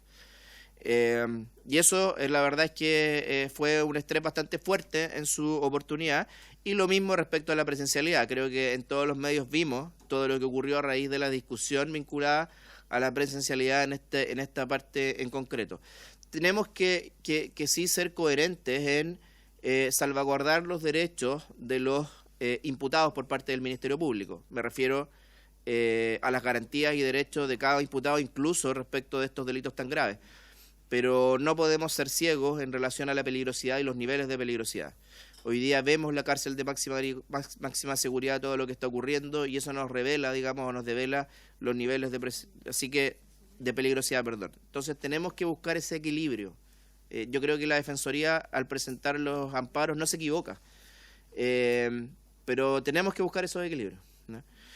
Luego, y aquí aprovecho de responder las dos preguntas del señor presidente y del diputado Lee en relación a la corrupción en el Ministerio Público. Bueno, tampoco hay que ser ciego que hemos tenido en el último tiempo varias cuestiones complejas en el Ministerio Público, situaciones ocurridas en Rancagua, en Magallanes, ¿cierto? Que también estamos mirando con mucha fuerza desde el interior. Y el fiscal nacional en eso ha sido enérgico y se está creando, o ya está en vías de desarrollo, la nueva institucionalidad respecto de auditorías internas para efectos de salvaguardar ese tipo de cuestiones. Pero estamos al debe, no, creo que no cabe duda. En particular en la región de Arica y Parinacota, que estamos más expuestos, creo yo, que otras regiones. Y me imagino que con Tarapacá ocurre algo similar, por el tipo de delito que se ve. Instauramos antes que la Fiscalía Nacional nos diera los nuevos lineamientos, instauramos ya un sistema de auditoría aleatoria que va por dos vías. Uno, analizar causas aleatoriamente, independiente de los controles que ya existen, sino que es una auditoría distinta. Eso ya está en curso. Y además también respecto de la persona, o sea, a qué causas ingresó tal o cual persona. ¿Por qué? Porque hoy día tenemos, como está la Fiscalía 100% digitalizada, nos permite vincular ingresos hoy día a determinadas investigaciones. Entonces son las dos vías que creemos que pueden ir en la línea correcta. No hemos tenido ninguna situación que aparezca, digamos, como un tema de corrupción al interior, pero no es algo que no podamos tener. Y viendo el lado bueno ya institucional, cada vez que hemos hecho un procedimiento grande, hemos hecho 4 contra Trendaragua, Los Gallegos, han concurrido a la región como 300 funcionarios de la Policía de Investigaciones, con automóviles, helicópteros, funcionarios de Gendarmería, 100, porque además hacemos procedimientos paralelos cuando hay uno de estos grandes. O sea, la región, que tiene muy pocos vuelos, diputado, se nota cuando viene este número de contingente. Cualquiera lo nota, un carabinero que no tiene relación o un funcionario de la Policía de Investigaciones que no tiene relación, se nota o sabe que viene un procedimiento grande. No hemos tenido ninguna filtración. O sea, creo que eso habla bien en general de nuestras distintas instituciones, porque si no, es imposible realizar este tipo de procedimientos. Y nos ha ido bien. Tercero, con la seguridad. Y aquí, bueno, le contesto tanto al señor presidente como al diputado Lee. La seguridad de los fiscales, bueno, el fiscal nacional creó ya, y esto sí está en operación, una nueva institucionalidad interna con un grado con un cargo de director. O sea, ya tenemos una persona a nivel nacional encargada de la vigilancia o la seguridad de los fiscales. Y ya ha concurrido, si no me equivoco, a todas las regiones haciendo levantamiento, y en el particular peticiones concretas con aporte de recursos las hicimos en Arica y se autorizaron. O sea, no solamente existe, sino que pudimos ver que era, digamos, con una cuestión inmediata o concreta. Así que creo que también es una preocupación del fiscal nacional y evidentemente si faltan recursos tendrá que ver la forma de también convencer a otras instituciones para que puedan aportar, digamos, de esa manera. Pero respondiendo bien claro, diputado, no tengo alma de mártir, creo que la fiscal que me acompaña tampoco queremos que alguno de nuestros fiscales sufra algún atentado, por eso hemos incluso hecho traslados u otras medidas de seguridad. ¿Y por qué lo digo tan claramente? Porque la realidad nuestra no es la de Chile, en el sentido de que no veo lo que pasa en Concepción, o no vemos lo que pasa en Concepción, en Temuco, en Punta Arenas, etcétera, en Santiago.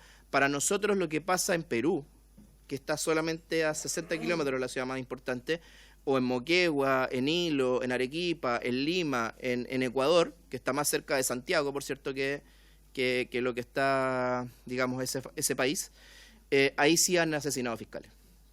En Perú el año pasado, gracias a Dios, no, pero los años anteriores sí. En Ecuador asesinaron 4 fiscales el año pasado. Y son estas mismas organizaciones. Entonces no tenemos por qué pensar que no vaya a ocurrir lo mismo en nuestro país, porque tenemos mismos autores, mismo modo operandi, y simplemente le estás cambiando la geografía. Entonces, por eso que hemos tomado todas las medidas que hemos tomado, en busca de que eso no ocurra. Reitero, no tenemos alma de estamos dispuestos a hacer nuestro trabajo, pero no tenemos alma de mártires. Y creo que la Fiscalía Nacional va en la misma línea. En lo de los campos minados, señor presidente, bueno, ahí creo que escapa a lo que podamos nosotros proponer, o respecto a lo que podamos opinar, sí, el control de frontera es necesario. Es necesario, y creo que por lo menos en nuestra región vimos un antes y un después cuando el ejército se hizo cargo de la frontera. ¿Sigue siendo porosa? Sí, hasta un punto, pero por lo menos ya no es el pasadizo que teníamos antes, donde efectivamente había muy poco control. No porque Carabineros no fuese capaz de, o sea, no tuviera el ánimo, sino que la cantidad de funcionarios era muy poco y la tecnología también no los acompañaba. Entonces, creo que, bueno, siempre vamos a tener problemas por la cantidad de kilómetros que tenemos de frontera, pero ahí hay que poner efectivamente los recursos o los esfuerzos, más bien, quizás en tecnología o quizás en una nueva institucionalidad. Pero el control de fronteras es necesario y se nota la diferencia cuando ese existe y cuando no.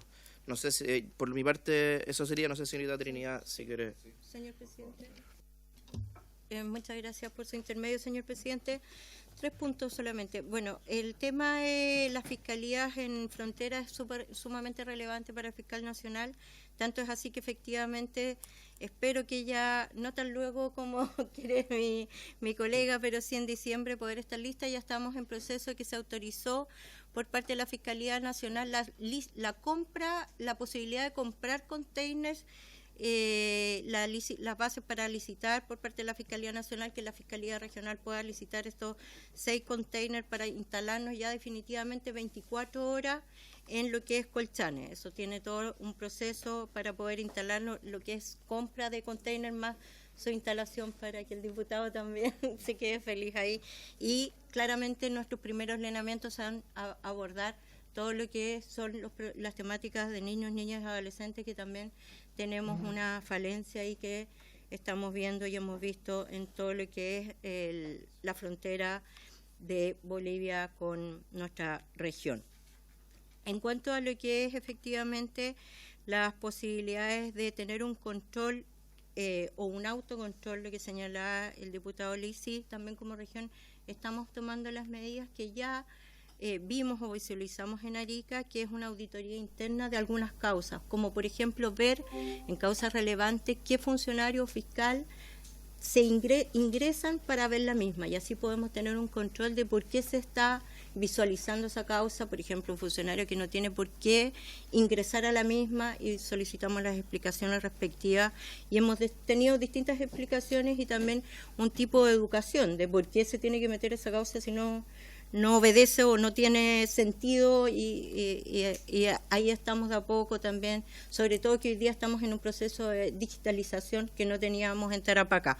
Entonces estamos claros que tenemos que tener un mayor control y tener un fundamento, y también limitar ese acceso a las carpetas, junto con el fiscal nacional, que claramente también está preocupado en ese sentido. Y en cuanto a lo de seguridad fiscales, junto con esta normativa que ha establecido el fiscal nacional, agradecemos lo que es ley de reincidencia, que claramente nos ayuda mucho en que el fiscal regional sea el que adopte las decisiones en forma autónoma de protección a sus fiscales, con actos concretos, como por ejemplo que no se dé el nombre de los mismos en las audiencias. Entonces eso se agradece por parte de lo que es de lo que es ustedes como poder del Estado. Eso es todo, señor presidente. Muchas gracias. Le pido tiene la palabra la diputada Mix y el diputado Romero. Les pido breves, por favor, porque tenemos todavía un invitado más en la mesa. Sí, breve. Un clamor de la Asociación de Fiscales, y yo espero que también esté incluida en esta nueva institucionalidad el Ministerio Público. ¿Cuántos fiscales les faltan a ustedes? Eso, súper corto. Diputado, señor Romero, tiene la palabra. Sí, yo también voy a ser breve. Yo lamento la no presencia del fiscal nacional, el señor Valencia. Yo tenía 6 preguntas y que quisiera, por su intermedio, presidente, que la Secretaría se le hiciera llegar y que pueda responder por escrito si él no puede venir. He dicho, presidente. Gracias. Sí, ¿se puede ese sistema, señor secretario? Sí, tendría que recabar el acuerdo para enviar la consulta al presidente. ¿Mayoría o...? No, bastan 4 diputados que estén... 4 diputados. Necesitamos 4 diputados de acuerdo para poder enviar las preguntas Señor fiscal, están. Puede complementarla, diputado Mesa. Señor fiscal, un minuto, por favor. En relación al número, perdón, gracias, señor presidente. En relación al número de fiscales, bueno, a nivel nacional ya está aprobado un plan de fortalecimiento, que si bien es cierto no tiene en número todo lo que se hubiese querido, pero sí no cabe duda de que es una ayuda importantísima. Ojalá que efectivamente se apruebe luego para que podamos, digamos, iniciar los concursos, dado que el llenar todas esas plazas toma bastante tiempo y sobre todo considerando que viene parcializado, digamos, en 4 años. Entonces vamos a estar alrededor de 5 años efectivamente en concurso. Entonces, entre más luego comience eso, efectivamente más pronto se van a poder hacer esos apoyos. Ahora, hay una suerte de compromiso que habrá que verlo a la hora de analizar por los equipos del fiscal nacional y de los fiscales y con los fiscales regionales cómo se va a distribuir en principio aquello. No me cabe duda que el norte del país ha estado bastante, digamos, con menor apoyo en el tiempo por diversos motivos. Y hoy día ha quedado a la luz eso, y por lo tanto el norte del país, que reitero, es la Fiscalía de Chile en términos más concretos, debería recibir un apoyo importante desde un inicio en ese apoyo. Y la Fiscalía de Supraterritorial es una necesidad, digamos, que ya está aprobada por lo menos, y vamos a ver cómo se hace la bajada institucional, digamos, que hoy día se está discutiendo, pero constitucionalmente ya está aprobada y entiendo que ya hay un acuerdo para aquello. ¿Puede dar cifras de cuántos son los que necesitan y cuántos son los que se van a cubrir? En el caso, lo que pasa es que lo que se planteaba para mi región, por ejemplo, era cerca de 12 fiscales, que era lo que se necesitaba, y nos llegarían 6, pero reitero, esos son los estudios preliminares que una vez que se apruebe la ley recién van a tener una bajada objetiva. Esa era la necesidad de mi región. 6 en 4 años. Eso es lo que me quiere Sí, decir. sí, 6 en 4 años. Para nosotros es bastante, ¿no? No es lo ideal. Muy bien, No es lo ideal. muy bien. Sí, Sí, señora fiscal. Yo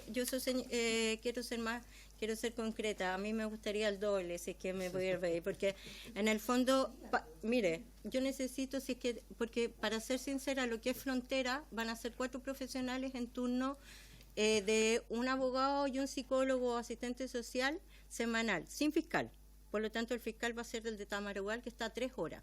Por lo tanto, ahí ya si yo quiero hacer una fiscalía completa en lo que es frontera, necesito 2, se me van 2. En la actualidad, en lo que es la Fiscalía Local de Iquique son 10 fiscales y en la Fiscalía de Tamarugal son 2 fiscales. En la Fiscalía Local de Alto Hospicio son 5, con uno que es de causas rezagadas, por lo tanto me dura hasta diciembre. En definitiva son 4. Y son 4 de SACFI que ven crimen organizado, por lo tanto ellos están de turnos semanales y van a los sitios del suceso cada vez que hay un homicidio. Por lo tanto, yo agradezco el plan de fortalecimiento, pero a esta altura quiero un plan de fortalecimiento 3. Muy bien, muchas gracias. Damos las gracias al señor fiscal regional de Arica Parinacota, don Mario Carrera Guerrero, y a la señora Trinidad Steiner Herrera, fiscal regional de Tarapacá, quienes han hecho su presentación. Agradecemos mucha fuerza y a seguir trabajando por nuestro querido país. Damos la palabra ahora, por favor. Ya nos quedan solo 20 minutos de sesión, así que le pedimos también y le pedimos excusas por la falta de tiempo a don Carlos Morajano, defensor penal público. Le ofrezco la palabra. Gracias, señor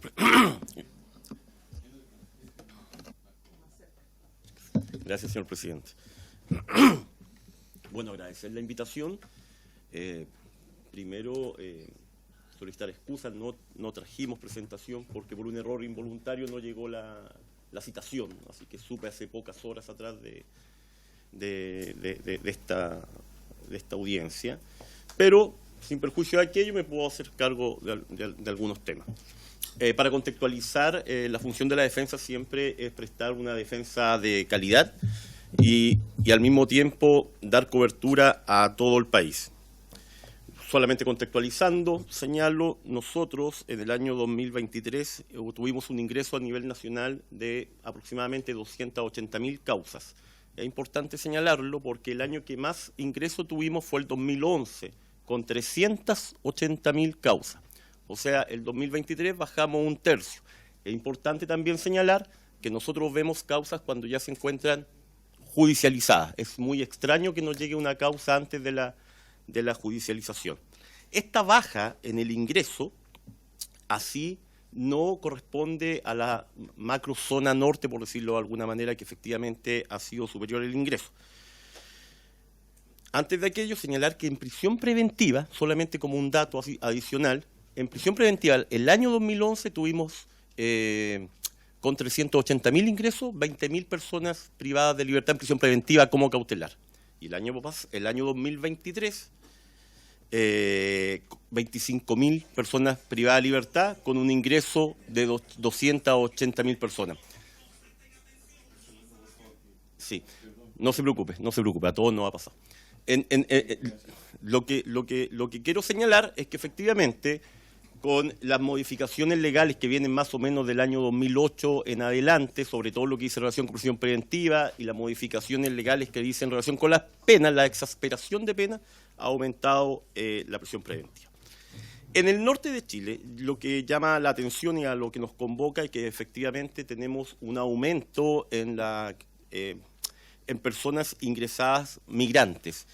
Aproximadamente, en promedio, entre Antofagasta, Iquique, Tarapacá, Arica, Parinacota, sobre un 35%, donde donde la mayor ingreso es en Tarapacá, con un 40% de personas migrantes. Entonces, eso efectivamente nos tiene preocupado porque nosotros con los recursos que tenemos, que somos como, no lo digo peyorativamente, sino que de una forma de decir, somos como el pariente pobre del sistema penal, tenemos solamente la especialidad de un abogado especializado en migrante, uno en Arica, uno en Antofagasta y uno en Tarapacá. Con eso tenemos que tratar de darle cobertura con la mejor calidad posible. Dicho lo anterior, también tenemos los problemas de cobertura, por ejemplo, en Arica, en el juicio de los gallegos, tenemos 6 abogados. De 23 que tenemos para toda la región, 6 están solamente en el juicio oral. Comprenderán ustedes con las falencias que tenemos para los otros ingresos y para las otras audiencias. Nosotros como institucionalidad siempre intentamos apoyar lo que dice relación en materia legislativa. Siempre somos invitados a todas las comisiones y así hemos dado nosotros nuestro parecer en cada una de las peticiones o consultas que nos tengan, sobre todo desde el punto de vista de nuestra experiencia y también de nuestro sistema estadístico. Y en ese sentido, nosotros también nos hemos preocupado de lo que dice relación con la especialidad en el norte en materia de migrante y el crimen organizado. ¿Cómo lo estamos enfrentando? Lo estamos enfrentando a través de la capacitación y a través de el apoyo, como digo, legislativamente. Solamente señalar con respecto a la pregunta que hizo usted, diputada, el plan de fortalecimiento del Ministerio Público solicita 205 fiscales y me pueden corregir si me equivoco, pero estuve en la comisión, por eso lo señaló, y también en el de fiscal supraterritorial, 36 fiscales. Nosotros como Defensoría somos el 86% del Ministerio Público, ¿se entiende? 100% fiscales, nosotros vamos al 86%. Con ese 86% somos capaces de dar la cobertura. El problema que tenemos es que nosotros no estamos en la ley de fortalecimiento. ¿Qué quiere decir eso? Que si hay mayor cantidad de fiscales, no necesariamente van a haber recursos para mayor cantidad de defensores, que ya no estamos en el exploratorio. Ustedes comprenderán que el sistema es tripartito. Hay Poder Judicial, Ministerio Público, Defensoría Penal Pública. Si uno de los engranajes de este motor se debilita, no anda, no funciona. No. El sistema es un sistema acusatorio, por lo cual para nosotros es súper importante, y lo cierto es que para el sistema acusatorio es súper importante que exista una especie de equilibrio entre el Ministerio Público, Poder Judicial y Defensa. Tanto es así que no solamente lo señalo yo como defensor nacional, sino también lo ha señalado el Poder Judicial y también lo ha señalado el fiscal nacional, que es necesario mantener este equilibrio para que el sistema siga funcionando y le entregue legitimidad a la investigación y a las sentencias. Me hago cargo de algunos temas con respecto a la seguridad de nuestros defensores. También señalar que firmamos un convenio con el Poder Judicial, con el presidente y con el fiscal nacional, en donde se crea un protocolo para preocuparnos de la seguridad de nuestros funcionarios y funcionarias intervinientes en este caso. Protocolo que crea, que dicha normativa crea una especie de institucionalidad, tanto central como regional, para ir viendo qué problemas pueden haber en temas de seguridad para hacernos cargo. Desde la defensa penal pública, nosotros ya tuvimos que cambiar nuestros estándares para hacernos cargo también del tema de la corrupción. En ese sentido, nosotros, a diferencia del Ministerio Público, tenemos un departamento de evaluación y control. Y dentro de este departamento hay una unidad de inspecciones, un departamento quinto, por decirlo de alguna manera. Y ese departamento quinto, o como digo yo, de inspectores, tiene que velar porque se cumplan estos estándares. Y de hecho, dentro de estos estándares, ahora tenemos la probidad. Nosotros no tenemos hasta el momento, o no tengo conocimiento hasta el momento, de tener defensores amenazados. Y con respecto a temas de probidad de corrupción, sí hemos tenido problemas, pero que no dicen relación con la criminalidad organizada, que son bastante puntuales. Uno en Natales, de un defensor que cobraba a sus requeridos, a sus clientes, defensor penal público, hoy se encuentra en prisión preventiva por cohecho, y otro defensor en Osorno que fue destituido rápidamente, los dos destituidos rápidamente de la Defensoría Penal Pública.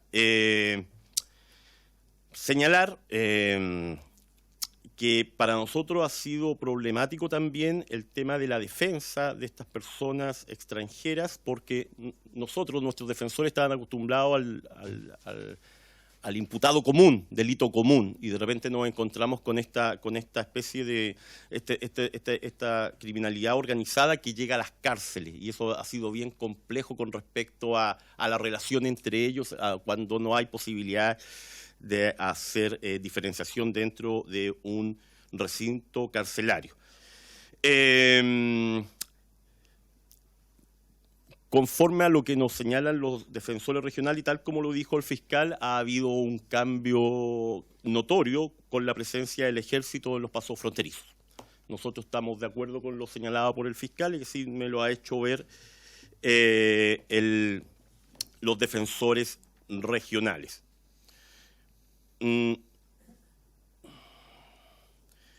Respecto a la solicitud, digamos, al mandato de esta corporación, habían tres temas que lo voy a tomar rápidamente. Uno decía relación que, en nuestro parecer, con la ley de inteligencia, creemos que efectivamente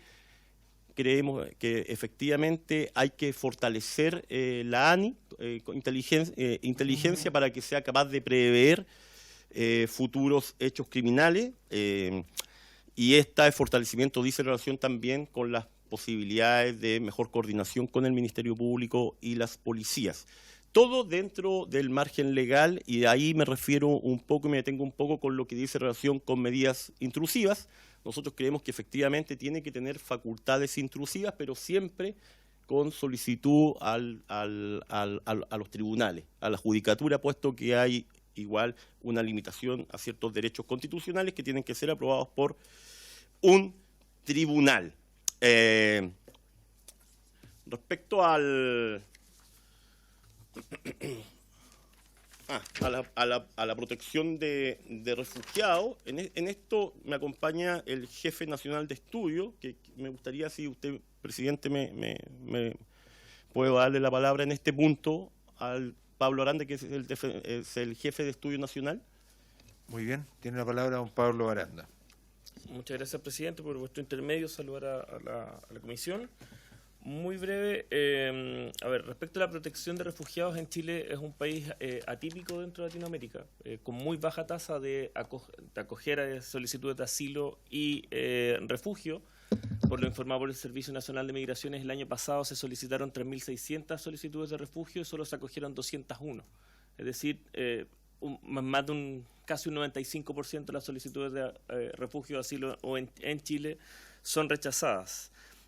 Aún así, esto llevado al ámbito penal, los solicitantes de refugio o asilo en ámbito penal es inferior al 1% por los datos que tenemos dentro de la Defensoría Penal Pública, y eso sí es un problema, sobre todo por lo que hizo la consulta que hizo la diputada Mix hace un rato respecto a la ley de trata y tráfico, donde muchas, sobre todo mujeres llamadas en el sistema penal burreras, en el fondo, que están privadas de libertad en nuestras cárceles del norte, Hacha, Alto Hospicio y Nuevo Oribe en Antofagasta, muchas de las cuales son víctimas de trata, pero por el hecho de llevar droga, cosa que ellas no pueden ni retornar al punto de origen ni devolverse, son imputadas por tráfico. Ahí en eso se genera un problema tremendo en el fondo que está ocurriendo hoy en día en las cárceles del norte del país, que un porcentaje que no tiene otro parangón en Chile. Solo en estas primeras 3 regiones del norte el porcentaje de mujeres se incrementó de manera violenta en los últimos 6 años. Y que generó, a propósito, que este mismo Congreso hiciera una comisión investigadora por crisis carcelaria el año pasado, en el fondo, que tiene que ver, en el fondo, cómo se fueron llenando las cárceles del norte, y eso ha motivado traslados sucesivos de internos hacia ciudades más centrales o del sur. Y por último, esto tiene relación con algo que también afecta al sistema penal, que tiene que ver con que el crimen organizado es una crisis, genera un modelo de trabajo que es transfronterizo. Muchas de las personas que hoy están detenidas en las cárceles chilenas por tráfico son el último eslabón de una cadena que envía casi masivamente personas a cruzar la frontera con ovoides en sus cuerpos. La Defensoría Penal Pública hizo un estudio, no la Defensoría Penal Pública, antropólogos que estuvieron incluso en Puno, Tacna, vieron que las personas que están dispuestas a cruzar la frontera con ovoides en sus cuerpos están recibiendo hoy día cifras cercanas a los 500.000 pesos. En su gran mayoría son mujeres pobres, mujeres separadas, con algún hijo enfermo, alguna deuda. Estoy hablando en Perú o Bolivia, en el fondo.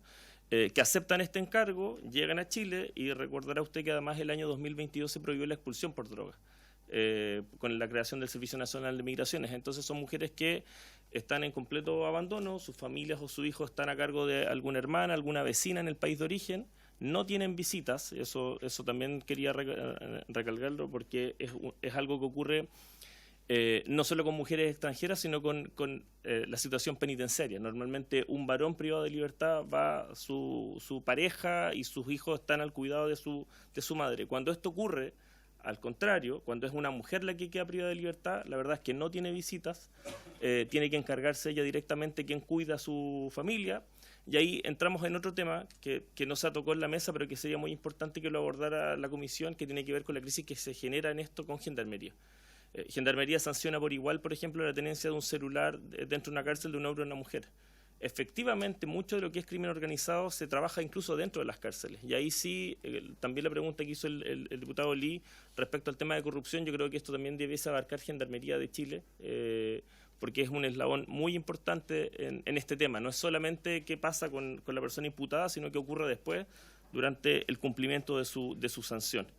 Y en eso también nos gustaría señalar eso, la importancia de eso. Solo como un dato, y con esto termino, señor presidente, el año que más requisó Gendarmería teléfonos celulares dentro de las cárceles fue el año 2021, cuando estaban prohibidas las visitas a los internos. Entonces, efectivamente, ahí hay mucho por hacer todavía en materia penitenciaria en nuestro país. Muchas gracias, señor presidente. Muchas gracias, don Pablo Aranda. Muy bien. ¿Preguntas? Les recuerdo que nos quedan 7 minutos. Diputada Mix, diputado Lee. Gracias, presidente. Varias cosas me saltaron después de escuchar al defensor penal público, a quien le agradezco en realidad, porque estaba pensando a propósito del equilibrio que plantea.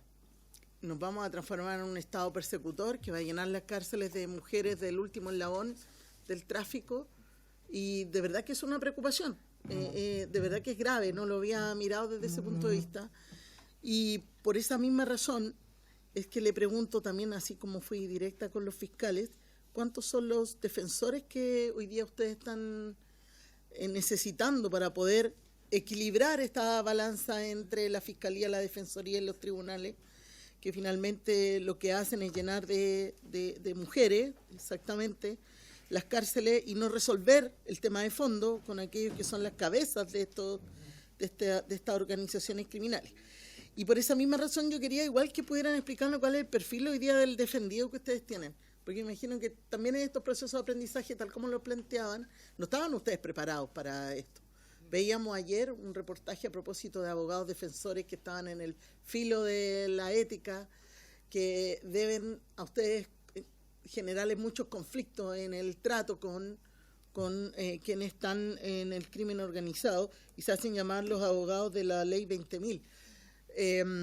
Me gustaría que nos pudieran contar qué herramientas le faltan a la Defensoría Penal Pública para poder efectivamente elevar los estándares de trabajo que ustedes requieren hoy día para enfrentar un nuevo perfil de defendido, ¿no?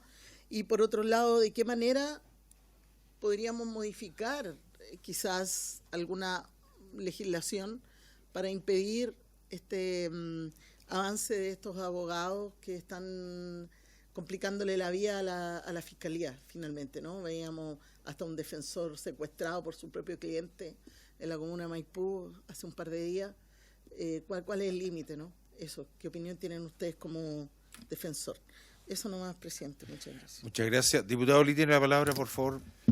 Sí, presidente, no puedo dejar de mencionar algo que creo que no puede quedar en el aire y creo que la intervención de la diputada Mix tiene algo que ver, porque esta desproporcionalidad que pueden hacer desde de haber mencionado que hay un 85% de defensoría versus 100%, hay que recordar, diputada, por su intermedio presidente, que la carga de trabajo es diferente también. O sea, en un proceso investigativo, el mayor trabajo, porque tiene que aportar la carga de la prueba, tiene que en el fondo convencer al tribunal de que la imputación de un delito fue así, y en el sistema penal esa carga de la prueba es muy, muy pesada, digamos, se la lleva la Fiscalía, no se la lleva la Defensoría. Entonces, ese 185 que a buenas las primeras puede parecer como una desproporción, en el fondo no lo es tanto. Eso no quiere decir que la Defensoría no tenga mucho trabajo. De hecho, mi práctica profesional la hice en la Defensoría, estoy muy, muy contento y agradecido de haber aprendido mucho en esa institución. Indudablemente que se trabaja muchísimo, pero no puedo dejar en relación a este tema mencionar algunos aspectos que me parecen clave a la hora de controlar la corrupción, presidente. Resulta que yo como alumno, por ejemplo, alumno en práctica, tenía acceso a toda la información porque el SICDP, no sé si se llamará igual todavía, esto fue hace muchos años, el SICDP, uno accede prácticamente con una clave y lo pueden acceder incluso los alumnos y obtener mucha información al respecto. Entonces, ahí me hace de todo sentido que una forma de ir deteniendo y colocando barreras a la filtración de los avances que pueda tener la misma Fiscalía, porque son carpetas compartidas, ¿no? Muchas veces pudiera prevenirse restringiendo el acceso. Lamentablemente, no sé si eso se estará haciendo. Y otra pregunta, presidente, es que en la Defensoría, bueno, el acusado también puede acceder a un defensor privado. Y lo que yo viví, por lo menos en mi época, y sobre todo en los casos de corrupción, es que los que podíamos llamar los peces gordos, ¿no? Tenían sus defensores privados y la Defensoría Penal Pública se hacía cargo de los mandos medios, de los mandos menores. Por lo tanto, también me hace sentido el reforzar la labor de la Defensoría en el sentido de que no vaya a ocurrir que finalmente se le cargue el delito a precisamente los involucrados, las personas que tengan menor capacidad de defenderse y salgan exculpados los que son los cerebros o los líderes de las organizaciones. Gracias, presidente. Muy bien, muchas gracias, diputado Lee. Si le parece a la comisión, vamos a prorrogar hasta que termine su respuesta don Carlos Morajano. ¿Sí? ¿De acuerdo? Gracias. Tiene la palabra, por favor, señor defensor penal. Gracias, señor presidente. Muy brevemente, con respecto a la consulta de la diputada, señalar que nosotros estamos solicitando en relación al plan de fortalecimiento del Ministerio Público 176 defensores. 176 defensores y con eso mantenemos el 86% del equilibrio, que como muy bien dice el diputado Lee, efectivamente la carga mayor del trabajo que dice relación con la prueba es del Ministerio Público. Nosotros entendemos en ese sentido que con este 86 mantenemos un equilibrio y que nos permite dar la cobertura. Un tema, esto es tan fundamental, diputados, diputadas, que dice relación con cosas tan básicas como asistir a una audiencia. ¿Qué saca de ir el Ministerio Público? Solo la audiencia. La audiencia no se va a hacer. Entonces, ¿qué va a pasar? Va a pasar que llegan los oficios, el defensor regional, para que mande un abogado, y el defensor regional va a contestar que no tiene abogado. Y a lo imposible, nadie está obligado. Esto ya pasó en el plan de fortalecimiento, a lo mejor tienen mejor memoria que yo, el 2014-2013, cuando hubo ya un primer plan de fortalecimiento del Ministerio Público y en Santiago la Defensoría no tenía cómo dar abasto para las asistencias a la audiencia. O lo mismo pasa, por ejemplo, en otro tipo de diligencia. Una declaración de un imputado no va a tener validez si no está el defensor. El ejemplo que daba la fiscal, poner fiscalía en Colchane o en Paso Fronterizo, tiene que haber un defensor, o si no, no se va a avanzar. Como les digo, el sistema es tripartito. Y ahí salto al tema de los abogados particulares. Ahí tenemos un serio problema. Efectivamente tenemos serios problemas con los abogados particulares. De hecho, lo tuvimos en el juicio Los Gallegos recientemente, cuando luego de toda la investigación, el fiscal me puede corregir, pero entiendo que 17 pasaron a abogado particular, y de esos 17 ya volvieron algunos a la defensa penal pública. Esto es súper complejo, porque comprenderán que el Ministerio Público entrega una cantidad enorme de antecedentes que las tenemos que estudiar. Como dice el diputado Lee, es un tremendo estudio que al final son recursos de la Defensoría Penal Pública de todos los chilenos que se pierde, recursos hablando en tiempos de trabajo, y efectivamente prolifera esto del defensor particular con poco conocimiento, digamos, con poco conocimiento, por decirlo de alguna manera. Tenemos un problema. ¿Cuál sería una solución que se ha planteado, que lo hemos planteado al Poder Judicial, que efectivamente se declaren abandonar la defensa y que tenga sanción? Eso no pasa, en definitiva, se declara abandonar la defensa, o sea, se cambia abogado y se acabó, se oficia a la Defensoría Penal Pública y continúe, con los problemas que trae también para el Ministerio Público, que resulta que la defensa, cuando lo toma, va a pedir suspensión, y vamos alargando los procesos. Y vamos alargando los procesos porque tiene que pedir suspensión, más allá que la de uno, para preparar y ser serio en la defensa. Por último, terminar señalando con las cargas de trabajo, como decía, y aquí estoy hablando de su consulta. Efectivamente, las cargas de trabajo en el norte son siderales. Tenemos abogados que tienen entre 50 y 70 personas privadas de libertad. Muchas mujeres Entonces, comprenderá que ningún abogado se puede hacer cargo de esas cargas de trabajo. Además de los traslados propiamente tal. Hace poco estuve en Antofagasta. Para ir a ver un preso a Antofagasta tienes que subir una cuesta, me demora como 20 minutos, 30 minutos sin taco, pero después esa cuesta tiene sentidos por horarios. Entonces los defensores no solamente tienen que viajar, muchos no tienen vehículo, tienen que conseguir, y además tienen que después dar una vuelta por el otra parte para poder llegar nuevamente a Antofagasta, porque el sentido del tránsito cambia por los horarios. Entonces, súper complejo, pero sí, eso es una de las dificultades. Imagínense si tiene 40, 50 privados de libertad, que a todo hay que atenderlo, y por estándares de la Defensoría, las visitas son cada 15 días. Entonces comprenderán que es bien complejo en ese sentido. Y por último, lo que dice en relación con controlar el tema de los accesos a la información, ya no hicimos cargo, diputado. Ya no hay acceso libre, digamos, tuvimos que cambiar todas las claves, asignárselas nuevamente y con toda la normativa. O sea, ¿puede pasar? Sí, puede pasar, pero ya no es tan fácil como efectivamente ocurría cuando usted hizo la práctica. Eso. Muchas gracias por haberse cumplido el objeto de la presente sesión, siendo las 14:03 minutos, agradeciendo la presencia de los invitados. Esta misma se levanta.